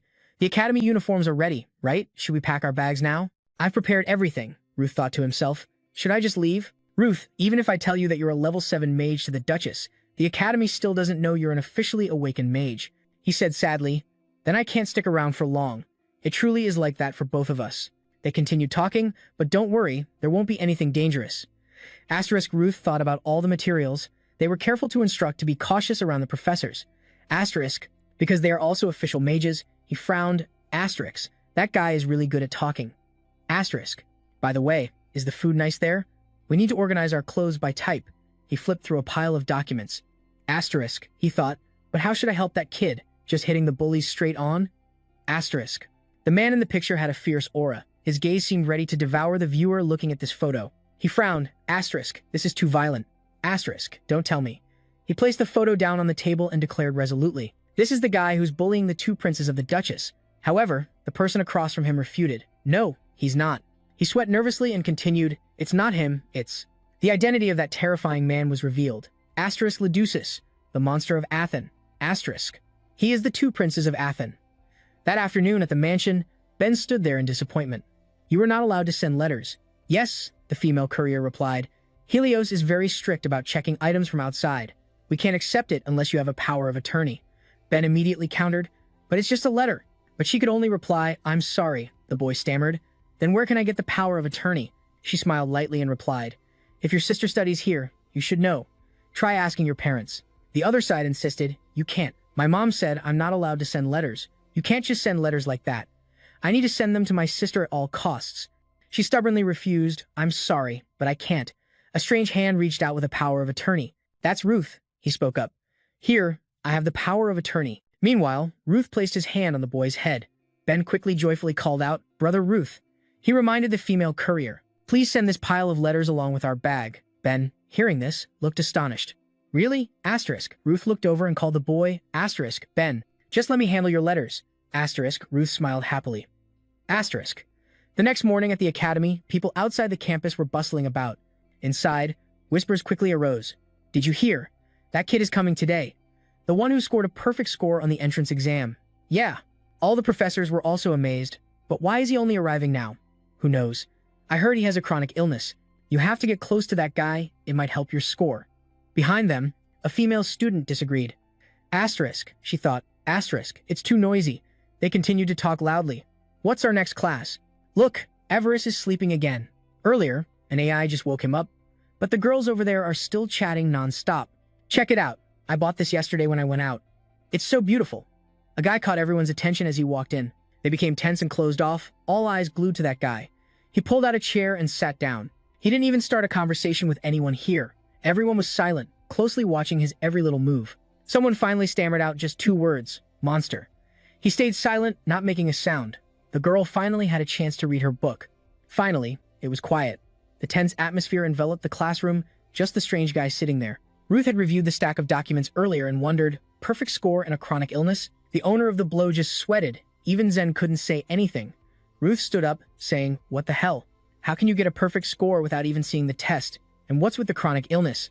The owner of the blow replied, you know my abilities. That's how it turned out. He only knew how to score a B and then look for an explanation. You know how at Island, the Helios entrance ceremony was a month ago. Your acceptance letter was sent last month, so you should have started school then. But you know the situation back then. How could you not know about it? I actually received the official documents. It stated that I had to send you to school, which made Ruth feel even more upset about this guy.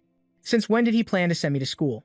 He said he needed an excuse to delay my enrollment, and it had to be a good reason for Helios making you become a handsome genius boy, right? Immediately, the image of a dashing teenager formed in Ruth's mind based on the owner's words. But on the contrary, Ruth's reaction was the complete opposite of what he expected. He saw Ruth not responding, but asking, what do you think? Interesting, right? His response was met with indifference from him. Why are you only saying that now? Ruth shouted loudly, startling the owner of the blow. The professor's voice broke through Ruth's thoughts. Crazy student. He was taken aback. The professor wondered, why are you staring blankly? The class is about to start. Follow me, said the professor. Ruth immediately stepped forward. Yes, sir, internally cursing his teacher. Asterisk. How can I continue the mission if I stand out like this? Asterisk. If the acceptance letter was sent last month, he must have submitted the application a long time ago. Ruth's expression turned cold as a gust of wind brushed against his cheek. No matter the mission, he still sent me to school. Ruth felt confused, but why do that? He looked up. No matter what, this is Helios. Perhaps because it's a magic school, I can feel the flow of mana here. In this place, Ruth closed his eyes, reassuring himself.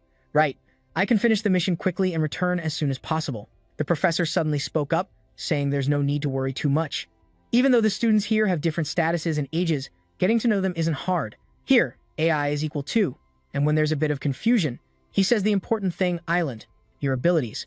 His pupils dilated with interest as the professor turned around and said that the new students here often feel incredibly excited imagining themselves becoming a mage in the future, as if that's a given, but it's just imagination. Even though they've been accepted into Helios, not everyone can become a mage. Most students can't surpass their limits and end up in despair. He smirked and asked, "What do you think will happen to you?" The only one to get a perfect score until now, Rue of Crazy, remained silent as he stepped forward. Even if you try and fail, all you need to do is hit it. The answer was beyond the professor's expectations. He, on the contrary, didn't seem disappointed and laughed humorously.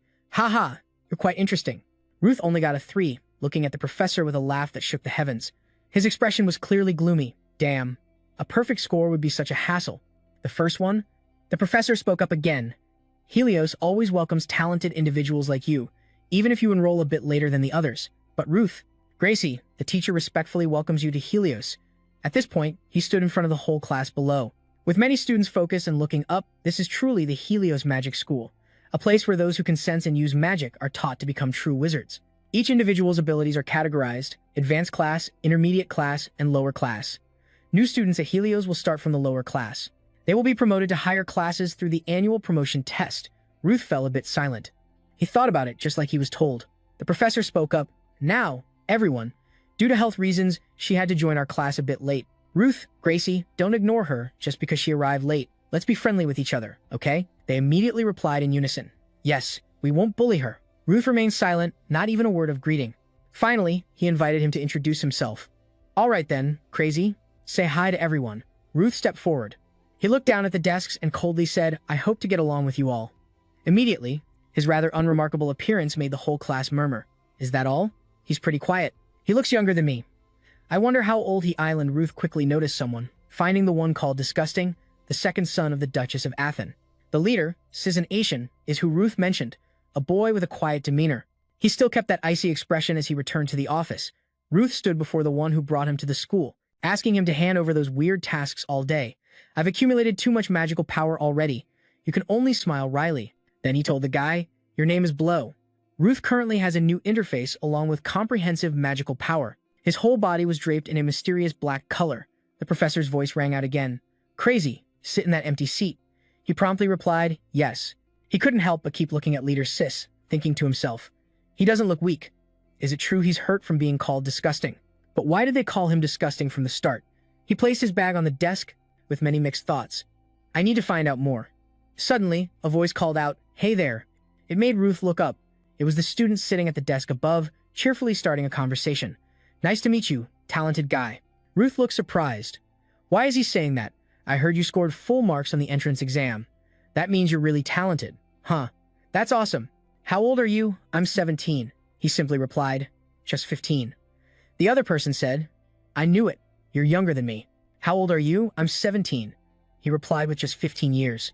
The other person said, "I knew it. You're younger than me." "I'm the virus. Just call me the virus." He could only respond, "Got it." The young master laughed cheerfully. "Haha, feel free to talk. Age doesn't matter here as long as we're in the same class. Everyone is friends." The professor suddenly called out the virus's name, startling him. He reminded him, "Teacher understands you want to be friends with Gracie since she topped the test, but I'll give you time to chat later." He immediately complained that the teacher was too mean. Teacher Ruth could only lower his head, not standing out at all, then glanced at the leader Sis. Asterisk. He thought to himself times and had to quietly observe him. Everyone quickly wanted to strike up a conversation with him after class. "Can I ask, are you Ruth Gracie? Can I call you Ruth? Where are you from?" they curiously inquired. They continuously raised various questions wanting the new student to answer. "Do you have a tutor?" Asterisk, he thought to himself. Asterisk. Even though they knew they were the ones who scored perfectly, they also recognized their strange weaknesses, chronic illness. He thought there wouldn't be any problems if he stayed silent. He could only smile awkwardly as a barrage of questions came pouring in. "What illness do you have? Why are you asking that?" Asterisk. Ruth was being surrounded by the students. Asterisk. It looked like he was a celebrity. He helplessly screamed inside, "Why are they so curious about me?" While walking, Ruth was also followed by them chattering about something. He couldn't help but feel annoyed. Is it because today is the first day? That's right, it must be. Mixed in with his thoughts were the voices of the students. What's wrong? Where does it hurt? Suddenly, a hero appeared to save the beautiful girl. Move aside, everyone. I have the important task of showing him around the school. Everyone was surprised. Did Teacher Dear ask you? Oh, then I'll go with Ruth. He turned to the leader Sis's desk, but now he had vanished. Only the voices of the surrounding students remained. Me too. Me too. Don't push. I worked hard to get this task. Asterisk. Ruth wondered where he had gone. Asterisk.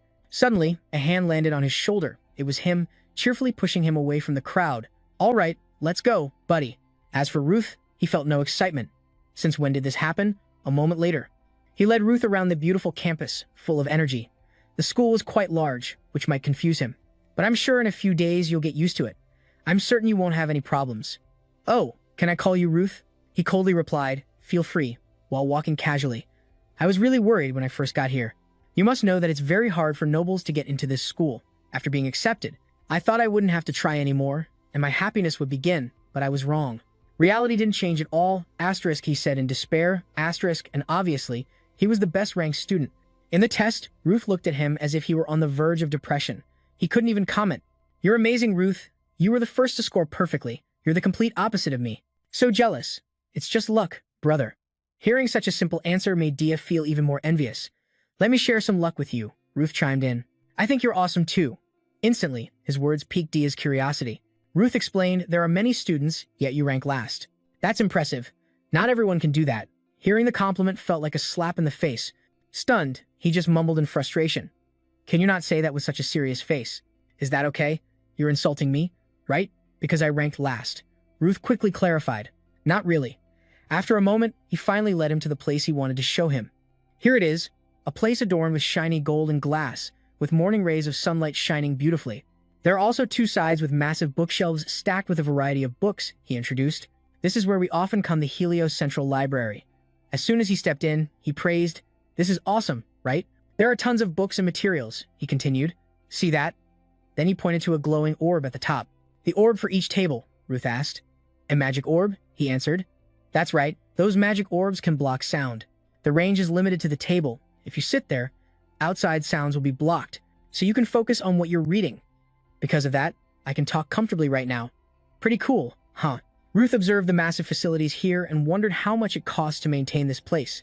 The library has a total of 4 floors, but we're only allowed on the first floor. He found it puzzling why. He replied, well, consider it the sadness of those in the lower class. Suddenly, above on the second floor, a student spoke up. Hey, is that guy with dark green hair? His words caught Ruth's attention. That guy dressed very extravagantly, followed by a group of classmates. The male student asked about Dia. You're in Teacher Hugh's class, right? He looked up, scratching his head awkwardly. Yeah, that's right. Meanwhile, Ruth noticed the emblem printed on his uniform, a distinctive yellow emblem. He thought, the Harris symbol, they belong to the upper class. Then he asked, you know it right away, don't you? Disgusting, right? The upper class student seemed to be somewhat concerned about the leader. Ruth honestly replied, he's doing fine. Oh, he smiled strangely. That's unfortunate. Then he turned and walked away saying, just keep doing what you're doing. After talking with the upper class students, because they're upper class, at that moment, he snapped back to reality and said, oh, so this naive young soul, you're even more confusing. What do you mean? Dia suddenly placed both hands on his head and said, I'm about to tell you a story that will help you understand more about Helios, so listen closely. First, never go against the upper class Harry Potter. They are the ones with extraordinary talents and skills recognized by the school. There are fewer than 20 of them, a small group with privileges and extraordinary skills that allow them to take on hundreds of enemies alone. The day you offend them is the day your peaceful life at school ends. Hearing such exaggerated words from the other guy, Ruth became even more curious. So why haven't those kids awakened yet? Then he continued, there are a total of 400 students at Helios, but only 20 Harris. They are like the sky and the stars to us. Oh, Harris. Ruth didn't want to be long-winded, so he asked, so what's the second thing? The other guy leaned in, whispering in his ear. The second is you need to be careful of that guy Ivan Hadelio. Ruth asked in confusion, who is that? The other guy replied, that flashy blonde guy from earlier. He added, he's someone to watch out for. If you see him, it's best to avoid him as much as possible. Even though it's very rare to run into a Harris, it's better to steer clear of them. They have skills and are extremely talented, but their personalities are. Ruth asked bluntly, disgusting, right? Instantly, the intermediate students turned their gazes toward the two of them, causing the other guy to smile awkwardly and pull him away to another spot. He warned, hey, If anyone hears this, listen carefully. You need to know this. That guy, Ivan Hedelio, is the heir of the prestigious Hedelio family. He's extremely famous in aristocratic circles, probably because of his incredible background. Even the professors don't dare to touch him. I've heard that once you're involved with him, you'll get bullied. Just one slip-up is all it takes. From that day on, your life will become hell. Yeah, you get what I mean, right? No matter what, be careful. Ruth wondered, but what about the monsters? The other guy said, you'll find out soon. Just consider it a prime example of the consequences of angering a Hedelio. He replied, can you tell me more? Before he could finish, the other guy suddenly wrapped his arm around his neck and pulled Ruth out of the library. He pretended like he hadn't said anything and urged, come on, let's not talk about boring stuff anymore. There's so much more to explore, my friend. Let's go. The other guy flipped like a pancake, making it hard for him to keep up. A while later, in front of the waterfall in the academy's courtyard, the other guy and Ruth were chatting and laughing. There it is. He led him to an item exchange shop at the academy and introduced Ruth to the practice room. As they walked, the other guy explained in detail about the facilities that Helios has. He listened closely and observed. The morning quickly passed, and the sky began to turn a pinkish orange. By the time Ruth finished touring the academy, it was already afternoon. He sat down in the office chair. Ruth closed his eyes in disappointment, thinking, this tour feels more like an adventure than a school introduction. He never expected to wander around the school all day like this. Immediately, an image of a dynamic, enthusiastic guide appeared in his mind. If you're too bored, come hang out with me, Ruth thought again. That guy has only been here for a month. How does he know so much? If only he put that effort into studying, he wouldn't be at the bottom of the class. The receptionist walked out with some documents, smiling as she asked, have you been waiting long? Ruth simply replied, not long. She slowly sat down. You're Ruth, right? He answered, yes. She said, your luggage arrived just in time. About the accommodation, you can use a temporary room until you're assigned a roommate, Ruth asked. Isn't anyone assigned yet? The receptionist explained, there's a rule here that requires 2 students in a room unless you're in the higher class. Currently, there are no empty rooms for your class, so we'll have to arrange something temporarily. Don't worry too much. You'll be sorted out in a few days. Ruth hesitated a bit. According to the Duchess, wasn't there still a room available? She was surprised, laughing, Leader Sis, isn't his room still hidden away? After a while, Ruth was finally assigned to share a room with Leader Sis.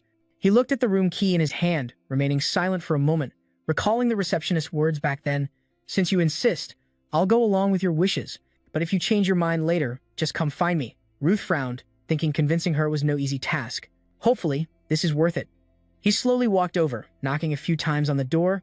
All right, it's time to meet the target of the mission directly. After a moment, Ruth wondered, is he not here? He then automatically reached for the doorknob and opened it.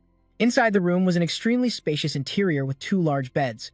The room looked as if it were completely painted gold, with tables and chairs that looked incredibly luxurious. Ruth set his bag down, thinking this room was way too big for just 2 people. It was even a bit too extravagant. On the other bed, someone seemed to be lying under the blanket. He silently observed it. Ruth slowly approached, wondering, what is that? Is he sleeping? At this hour? He's not a newborn chick. He grabbed the blanket and pulled it back. Underneath, it was indeed Leader Sis sleeping soundly. Ruth looked at him, his expression not much better. He looked so peacefully asleep. I didn't expect him to sleep so comfortably. Should I be happy about this? He quickly turned away, starting to unpack, when suddenly Leader Sis opened his eyes. Upon seeing a male student standing in his room, his eyes sharpened as if he was extremely startled. Just then, Ruth turned to him and pretended to sleep, while feeling very uncomfortable. He kept staring at Leader Sis for a few minutes. That evening, inside the academy, as the corridor lights were turned on, a male student was walking outside with a stack of books. He suddenly heard a strange voice. Don't call me that anymore. We're gonna get in trouble. I have things to do too, don't you know? I need some time to avoid the gazes of those in the tower. After hearing this, the male student panicked and looked through the glass door, seeing the figure of Professor Deer standing opposite, a tall shadow. He was constantly pleading, of course, I will definitely comply with the contract. Please, give me a little more time. The male student was extremely flustered and decided to burst through the door, anxiously asking loudly, Professor Deer, what's going on? But inside, as if nothing had happened, Professor Deer was standing alone, looking over and wondering, what's going on? This only made the male student feel it was absurd. Just now, there was a shadow. I definitely saw a black shadow. Meanwhile, the black shadow he mentioned was hiding right above him. The male student felt a chill run down his spine and slowly turned his face around. Immediately, the male student was taken away by that black shadow. Professor Deer watched like that. He said nothing, only adjusted his glasses and replied, I will ensure the contract is fulfilled. The next morning, Harrio's academy was bright again, just as Ruth opened his eyes. He looked up at the ceiling for a moment and thought to himself, I slept too much. When Ruth looked over to the bed next to him, he saw the blankets neatly arranged. He thought, he's not here. Just as he expected, he sat up and wondered, when did he leave? Even though I talked to him many times last night, he just pretended to sleep. Was I too hasty in sharing a room? Thinking back, he was more cautious than I thought. Ruth walked to the window, observing the scenery below. It seemed everyone here was up early. Below, the students were chatting with each other. Suddenly, they froze when they saw something. Everyone turned around. One afternoon, looking up towards the apartment building, their faces were filled with shock and surprise. Ruth upstairs also felt it was strange until he could hear their discussions. Did you hear? The new student in Professor Hio's class got a perfect score in the entrance exam, and he's roommates with some kind of monster. Don't tell me a Harris caught him? From what I heard, he volunteered. Ruth, who was on the rooftop, was contemplating their gossip. Just because of sharing a room, they reacted like that. Is this more serious than I thought? I didn't expect this news to spread so fast. I thought I could handle this quietly. Maybe I should take the initiative to resolve this. Suddenly, a voice rang out. Hey, let's go for 15. Ruth squinted his eyes slightly, walking while deep in thought. The rumor really spreads fast, all because we share a room. Why does it seem worse than I thought? It looks like keeping it under wraps is no longer possible. He stood up high, observing the academy grounds below. So, it's best if I take the initiative to resolve this quickly. A loud shout caught all the students' attention. Hey, when Leader Sis was grabbed by a group of students and dragged across the courtyard, they threatened him. Get a grip. I told you this way. Hurry up. One of them shouted, What are you looking at? Not planning to turn back, a shocked brown-haired student asked, What the hell? Should we call the professor? The boy next to him whispered, You don't know what will happen if you get involved. The brown-haired guy hesitated, but the boy next to him advised, It's not the first time. Just ignore it. What could possibly happen? Ruth had been watching the whole situation unfold from the rooftop of the academy. The bullies pushed Leader Sis down onto the ground. The blonde boy and two others looked down from above. Why can't you understand? I thought I made it clear. He glared, pointing a finger forcefully at Leader Sis's head. The center walkway isn't a place for a monster like you to stroll through. I told you to avoid this, to scurry away like a rat. So why do you keep showing up and annoying me? They jeered. Oh, not going to respond? Leader Sis remained as he always was, silent and without any resistance. The blonde boy pressed on, smirking with arrogance. His careless words struck like a fatal blow to Leader Sis's fragile spirit. Honestly, what good is being born into a prestigious family if you're just a monster in a duke's house? Aishin doesn't seem to care about you either. I heard his older brother, who is being trained to inherit the family, boasts that he has no younger brother at all. Leader Sis's mood darkened, his gaze avoiding, looking to the side. The cold voice of the blonde boy continued. In other words, he's completely discarded by the family. How pathetic. The blonde boy stood tall, looking down on Leader Sis with disdain. Anyway, his expensive shoes stomped down hard on Leader Sis's hand. I'm just glad your family doesn't care about you. The green-haired student next to him placed a hand on the blonde's shoulder, urging, Wait, Manong said not to hurt him. He stubbornly ignored it, continuing to step hard on Leader Sis's hand. After all, it was just a monster. The blonde boy laughed excitedly. When will we get the chance to crush this noble bloodline? He continued, but before he could finish his sentence, a book flew from afar, aimed straight at his head. This event happened right before the eyes of the blonde boy's two underlings. The book hit him, and the blonde boy collapsed to the ground, lying unconscious. The white-haired underling was utterly shocked, causing him to stammer, What the hell is this? Where did that book come from? Ruth called out from the rooftop, raising his hand high. It's mine. He smiled lightly at his two subordinates. Can you give it back to me? The green-haired student looked up in surprise, exclaiming, What? Even Leader Sis was taken aback by this event, something he never expected. He opened his eyes wide at the sight of that familiar figure appearing. Ah. Leader Sis jumped down, coincidentally landing on the back of the green-haired student. He casually said, Oh, sorry, I thought I landed on the ground. The white-haired boy stepped back in shock. Are you an AI? What do you think you're doing? Ruth replied softly. That's not a question you should be asking, white-haired foreign boy. What? He angrily swung his fist at Leader Sis, an Eden who dared to say such nonsense. Ruth gently grabbed the white-haired boy's wrist, rendering him unable to move as Ruth had restrained him. The white-haired boy was terrified, thinking, What is this power? Ruth didn't break a sweat stopping his attack. The white-haired boy was unexpectedly thrown back by the event happening before him. Ruth spoke up. You, wait a minute, smile curling up proudly. Punch me first. The white-haired boy shouted angrily, Who do you think you are? The sky was clear, the sun was gentle, and a light breeze wafted through. Leader Sis was wide-eyed in shock, backing up against the wall, astonished at the unfolding events. Ruth knocked the white-haired boy out, leaving him sprawled on the ground. The space fell silent. The bully boys had all been taken down by Ruth, leaving only Leader Sis and him still conscious. Ruth quietly clenched his fist, thinking to himself, He's weaker than I thought, and I haven't even used my full strength yet. He turned to the statue on the right, silently calling his name, Ludusis. Like a gust of wind, he had circled behind Ruth and was leaving. Ruth helplessly watched Ludusis's hasty figure fleeing. He called out loudly, Leducis. Hearing the call, his whole body tensed up. Leto stopped, turned back, and whispered to Ruth, "Don't come near me." He clutched his injured hand tightly onto his shirt. "You shouldn't speak out." Leto quickly ran away. As he passed by two other students, they were caught off guard and gasped. Ruth quickly hid in the shadows of a stone pillar, avoiding being seen, while the girl rushed over to the bullies, asking with concern, "Are you guys okay?" Ruth watched Lydia flee, questioning himself. Asterisk. Shouldn't I? Asterisk. The early sunlight cast a warm glow over Helios Academy. On campus, groups of students walked together towards the classrooms preparing for class. They all looked in one direction, covering their mouths and gossiping. Ruth coldly felt the prying eyes of the nosy students. This reaction was completely different from yesterday. A student appeared right next to Ruth while he was still lost in thought. Where is he going? Should I chase after him? An arm quietly draped over Ruth's shoulder. The student successfully kidnapped Ruth to satisfy their curiosity. The surrounding students looked on with concern. The girl was taken aback by the student's actions. In the supply room, the student pulled Ruth in and slammed the door shut forcefully. Inside the supply room filled with heavy wooden boxes, the student seriously asked him, "Ruth, is it true that you're sharing a room with that freak?" Ruth's light answer, "Yeah," left everyone in shock. Exhausted, the student clutched their head and sighed. "Oh man, I should have explained before you moved rooms." Ruth, confused, asked, "Why?" The student replied seriously, "It's all for your peaceful school life. I don't think you realize the current situation. Listen carefully, I'll explain." The student's tone grew tense. "No way," Ruth advised. "I told you, right? Involved." Ruth nonchalantly replied while the student's expression turned serious. Asterisk. You understand what I'm saying, right? Asterisk. He's connected to that monster we all avoid, the young master Asian. Ruth's expression remained unchanged after his deskmate's statement. Nodding, asterisk I see. Asterisk. I can confirm the one behind everything is Krier Evon Hadelio. After a pause, Ruth continued, "What about you?" The student was surprised to be asked back. Ludo continued, "Is that enough to justify the current situation for Lido? The one being labeled a monster and caught off guard by everyone is in a small corner of the supply room that neither of them noticed."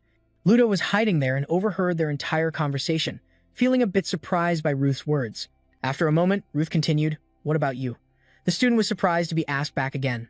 Ruth continued to say that it could justify the current situation of the leader sis, the person who was being seen as a monster and shunned by everyone in a small corner of the storage room. Both of them didn't notice that the leader sis was hiding there and listening to all their conversation. He was a bit surprised because Ruth's words made the space go silent, and in shock, he spoke up again. "It's not a problem."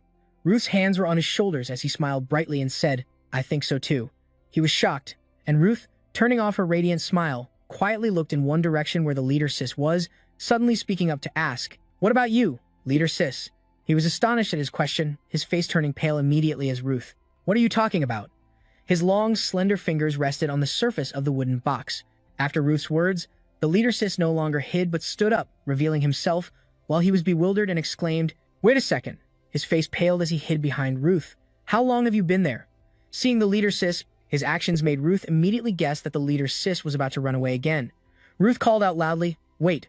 The leader, sis, beside him, was extremely concerned about his new friend's actions on the escape route. The leader sis tripped over an obstacle and fell. Ruth and he quickly approached where he was. Ruth intended to call him again, but before she could finish her sentence, he quickly covered Ruth's mouth, whispering, "Why are you calling him?" He whispered in Ruth's ear, "No matter what, it won't change anything. You could end up like him too." The leader sis's shoulders suddenly froze. Ruth looked at him and said, "Let me go first." He remained cold and blocked her. "I'm not joking." The leader sis lightly lifted his feet and finally started to walk quickly to escape from Ruth. Ruth quickly ran to pull his sleeve. "Leader sis," Ruth softly called, as he smiled with squinted eyes at him, "We need to talk." He was so surprised that he opened his mouth wide. The leader sis stood still deciding not to answer any questions. He quickly brushed Ruth's hand away. The leader sis shouted loudly, "I don't want." The space fell silent again. Now, even the tiniest ant passing by would be noticed. Ruth was angry at the leader sis's actions. What was he doing? Seeing the leader sis had left, he called out loudly. Ruth angrily questioned, "What's wrong with you? Do you really want to talk to him?" Ruth calmly replied, "We're in the same room." He rebutted, "I told you to move out already. Can't you see his reaction? The young master probably doesn't want that either." Ruth said it was strange, but why do people call him a freak in just 1 month? What happened? He was extremely curious, asking him why everyone called him a freak. In the school hallway, everyone was focused on the center, which was the leader sis. All the students, they all stared at him with judging eyes and whispered to each other, "Why is he still here?" "If it were me, I would have dropped out a long time ago. He's really scary." In leader sis's ears, haunting sounds echoed continuously. "Monster, monster, From deep within Leader Sis's mind, an image of a boy crying in pain surfaced. Along with the nickname everyone called him, the monster, lying underground, was the bloody corpse of a girl lying unconscious. The boy held her tightly in his arms, crying mournfully, red blood staining the entire yard. A boy had seen it and mouthed Lix's name, then he flashed a sinister smile, planting seeds of thought within himself. The thoughts of the one called Lix also belonged to the two young masters of the ancient family. He was the reason for her death, right? Leader Sis's purple eyes, like wisteria flowers, widened. He jolted back to reality, escaping his childhood memories. Exhausted, Leader Sis held his throbbing head, pained as he leaned against the classroom wall, returning to the storage room, lost in thought. That's what he said. The reason why young Master A is called a monster, he said helplessly, shrugging.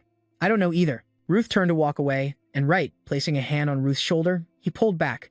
Wait, I do know, but it's not entirely clear. Ruth glanced away, scratching his cheek, continuing to recount the story, starting surely from the bamboo hit. But at first, it wasn't like this.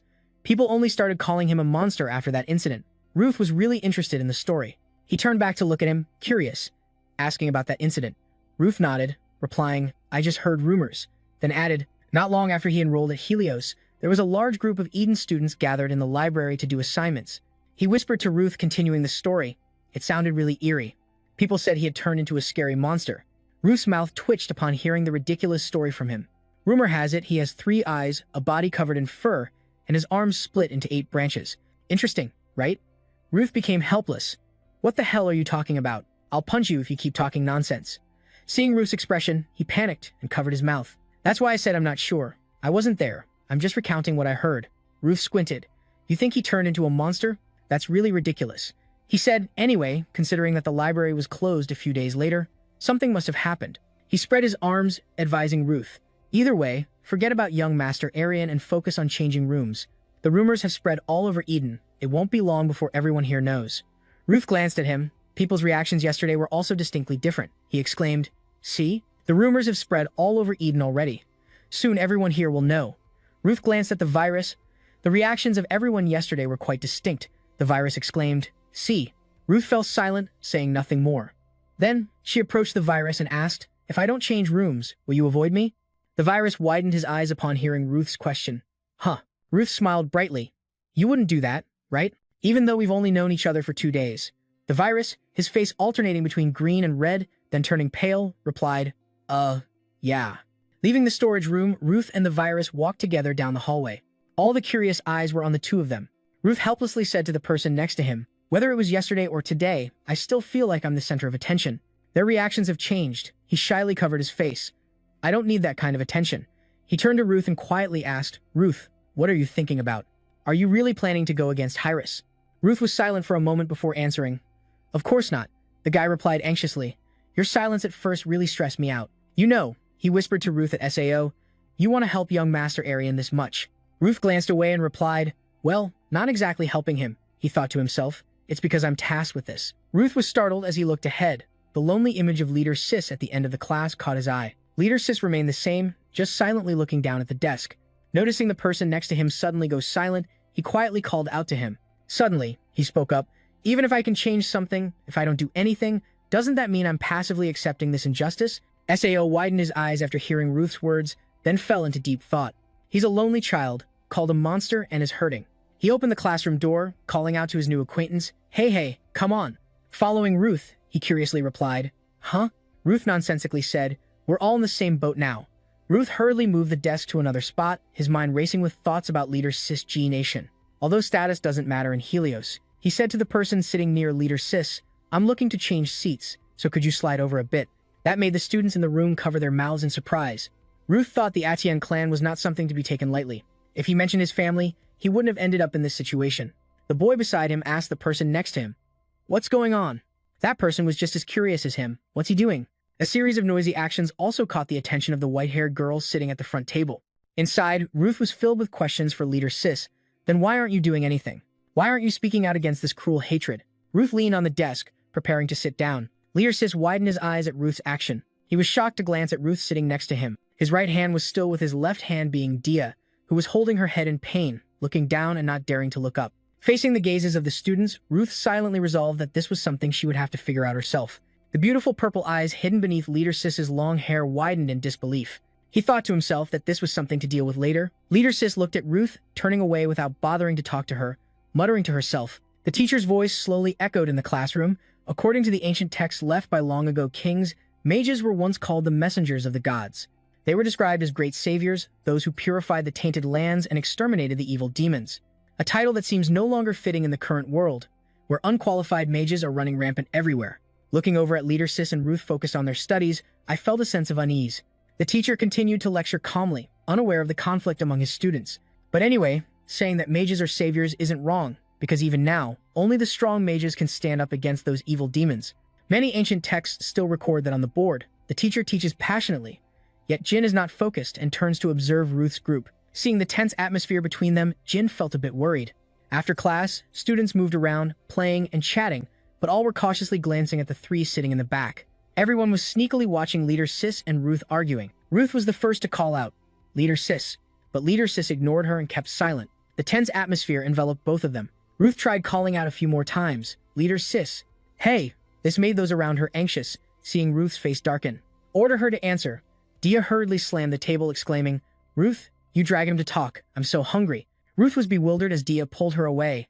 "Huh? Wait a sec." Dia suggested, "Let's go eat something together."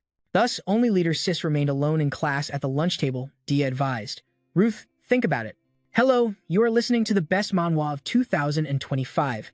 Don't forget to leave your comments below. Thank you very much. You know it too. Just the two of us can't change anything. Even the person involved isn't doing anything. So does it even mean anything for us to stay like this? Don't you see? He doesn't care whether we're around or not." Dia spoke very reasonable advice, but Ruth wasn't sure. It didn't seem that way. Ruth remembered him. At that moment, Ruth was yawning, thinking it was so boring. Just then, Ruth noticed beside her. Leader Sit was sitting upright reading a book. The magic circle with intricate patterns on the page caught his attention. Ruth was slightly astonished, thinking he was reading the book upside down.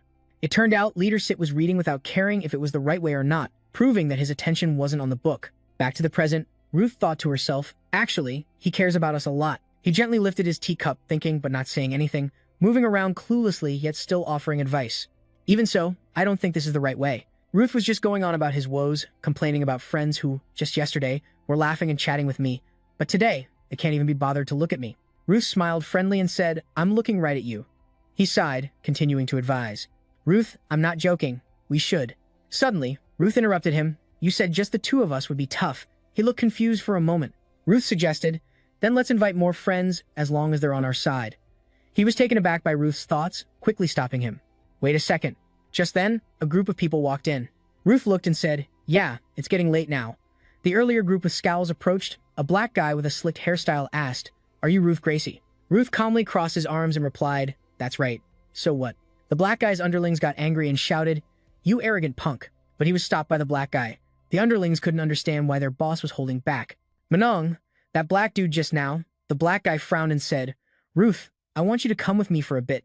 Manong looked extremely serious. But the group moved to a deserted courtyard. Manong ordered the other underlings to leave. One underling asked what was going on, but Manong impatiently told him to just go. The underling had no choice but to agree and turn to leave. Manong calmly waited for them to go far away. Ruth observed everything with a blank expression, recalling the face of Manong, which seemed somewhat familiar. At that moment, Ruth remembered he was with Evon Hadelio. Manong slowly spoke. "I'm sure you know why I called you out here, right?" Ruth honestly replied, "No." Faced with his straightforwardness, Manong had nothing more to say. Meanwhile, he was scared stiff, hiding behind Ruth. Manong, feeling bored and helpless, said, "A newcomer arriving late, seems the rumors are true. Pretty bold." Manong said seriously, "So I'll be blunt, it's best you stay away from that thing." Ruth questioned, "That thing?" He asked curiously. "I don't understand what you're talking about. Is there anything in Hideo's worth calling that?" Manong frowned, unable to believe he was asking that. "I don't like beating around the bush," he shot back at Ruth. "Is it because of some foolish compassion? Or are you just pretending to be friends with him to satisfy yourself? Whatever it is, it's best to stop." Manong sincerely warned, "Everything that happens has a reason. Don't pretend to understand when you really don't know anything. Stay away from that monster. If you get close, you'll be the one to bear the consequences." Ruth questioned, "Are you advising us?" Manong slowly stood up. "Advising?"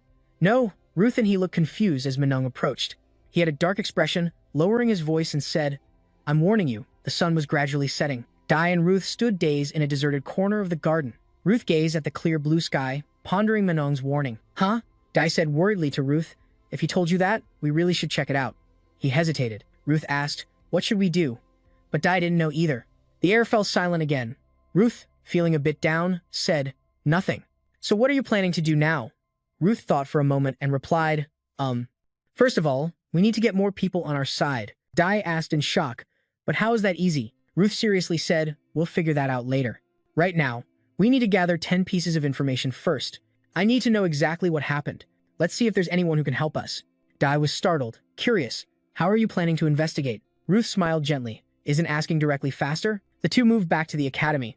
Ruth thought to himself, "First, let's have a proper talk with Leader Sis, then we'll consider solutions." Ruth pushed the door into the room, reminding himself, whether it's taking down Sherville or shaking the entire school. Ruth couldn't find Leader Sis. He worried and wondered where he could be. "The guy is currently in the teacher's office talking to Leader Sis." She asked seriously, "I'll ask again, is there really no problem with your school life?" Leader Sis replied softly, "Yes, nothing at all." The teacher sighed and advised, "As you know, I'm familiar with this. If something's bothering you, feel free to talk to me. If you don't help yourself, the school can't do anything for you." Leader Sis remained silent, saying nothing. In the school, students were walking through the hallway. Ruth picked someone randomly and called out, "Excuse me, have you seen Leader Sis?" As soon as he heard that name, the other person flinched in fear. He hurriedly replied, "I don't know," then ran away like he was being chased. Ruth frowned because he couldn't find anyone so far. The students around looked at him and whispered, "It's him. Why is he looking for that guy?" "Don't look at him." Ruth tiredly thought, "Oh man, it's tough to strike up a conversation. They hate him that much." Suddenly, a voice rang out, "If you're talking about that freak, I think he went towards the West warehouse." Ruth turned to look at the speaker. It was a beautiful girl with white hair and ruby-like eyes. She coldly said, "He's carrying a magic box, so it must be true." Ruth was taken aback for a moment before saying, Thanks." The students around worriedly approached her. "Why are you talking to someone like him?" "Exactly. What if you get hurt?" "Of course, we will protect you." Suddenly, Vut stopped, turned around, and walked toward the girl known as Danger. Vut got closer and said, "But the person I'm looking for isn't a freak." Danger widened her eyes in shock, only to hear Vut correct himself, "But Leader Sis." With that, he left. Now, confused, what the hell is going on? That's hilarious.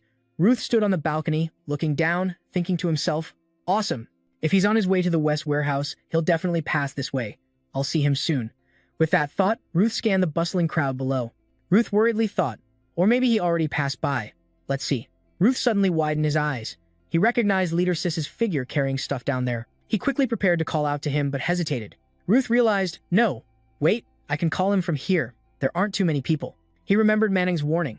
This was a caution. After a moment of silence to think, Ruth took a deep breath. Then, in front of all the students, Ruth raised his melodious voice and called, "Leader Sis." Even from a distance, it was loud enough to know how powerful his voice was. Leader Sis looked over at Ruth in shock. At that moment, he was smiling friendly, waving like a Miss World. "Wait for me. I'll be down there right away." But Leader Sis wouldn't listen. He quickly turned and ran away. Ruth watched as Leader Sis's figure grew farther away, his expression darkening, thinking, he's running again. The familiar sight of Leader Sis fleeing hit his eyes. Ruth's gaze darkened, thinking, that guy. Remembering how Leader Sis coldly said, "No need," and then left quickly without hearing him out. Ruth tightened his grip on the railing, reminding himself, that's right, he'll avoid me at all costs. Looking down from the third floor to the ground, Ruth thought to himself, so he jumped down from the third floor gracefully, to the shock of those around him. His face was expressionless, but his eyes were filled with determination. Ruth decided, I will chase after him. Thinking it, he sped up, with Leader Sis running ahead, unaware of the danger approaching. Ruth was like a madman, pouring all his strength into chasing after Leader Sis, shouting, "Stop." The bystanders were stunned by the scene, and a friend of Jin, who just saw the third-floor balcony, exclaimed, "Jin, did you see that? That guy jumped down from up there." In the school courtyard, through the eyes of someone running, the scenery flashed by indistinctly. The blades of grass underfoot fluttered wildly from the runner's speed. A male student was running ahead, carrying a wooden box, and that was Leader Sis. Behind him was another male student running after him. It was none other than Ruth. The other students standing nearby looked at the two, fearfully discussing, what's going on? Are they running away? Ruth thought while running that he had accidentally become a joke to them, but this kid was faster than he expected. He couldn't keep up. This situation was really strange, but first, he must catch him. At the same time, his hand reached out, aiming to grab the hem of Leader Sis's shirt, and it seemed like he sensed my hand about to catch him. Immediately, he opened the box he was holding, revealing many brown spherical balls inside. He reached for one, and the ball he grabbed suddenly lit up, as he kept running without stopping, tossing the balls back towards me as I chased him. I dodged the balls while running, saying, "He's using magic, how surprising." Suddenly, One of the balls hit me right on the forehead, and realizing I had been hit, his face darkened, eyes wide with disbelief. I held my throbbing forehead with my hand. Looking at him, he had already left me behind, right next to the fence. Leader Sis seems like he wants to climb over that fence. He said, "Sorry, dude." Annoyed by his words, I retorted, "Sorry? If you feel sorry, then stop running. Why do we have to chase each other like this?" He hesitated and replied, "Because you're the one chasing me." Hearing his answer, I was furious and said, "No, you're the one who ran first. You ran away." After my rebuttal, he fell silent, not knowing what to say. After a long while, he turned away, no longer looking at me, mumbling, "It's because you called me." I couldn't hear clearly and asked, "What did you say?" I didn't catch that. He seemed to see something unbelievable right in front of him, his eyes wide open, staring ahead. It turned out he saw a group of people down below. He stood up high, peering through the bushes to watch those people. The person with long, shiny blonde hair seemed to have noticed his gaze, turning to glance at him. It turned out to be Shervan Hedelio Ruth. Since I was behind him, I couldn't see what he saw, so I said to him, "Anyway, stop running, let's talk properly." Suddenly, he shouted, "Stay away from me." I was startled by his shout, freezing in place. It seemed Leader Sis realized he was a bit harsh, softly saying again, "Stay away from me." I stood there, saying nothing, staring at his back. After a long while, I finally spoke. "All right, I'll back off." As I said this, I bent down to pick up the brown ball lying on the ground, then threw it hard at the back of his head while yelling, "But that's what you wanted me to say, right?" He got hit by the ball at the back of his head and his eyes went wide in disbelief. He raised his hand to rub his head. The part of his head that got hit by the ball swelled up significantly. He stared at him with disbelief, unable to comprehend that he would do this to him. Without giving him a chance to recover, he quickly charged forward and grabbed the collar of his shirt. Ruth looked straight into Leader Sis's eyes and asked, "What are you going to do if I get this close?" After saying that, he silently stared at him. He looked at him with disbelief, astonished, staring straight into his eyes. The two remained in that position, neither saying a word. Seeing this position was a bit awkward, Ruth let go, took 2 steps back, hesitantly waved his hand, and said, "Oh, I wasn't planning to do anything to you. I just wanted to talk." Suddenly, Chef Le von Hedelio jumped up from below, standing on the railing and asked, "What are you two talking about?" Leader Sis looked pale with fear, his eyes trembling.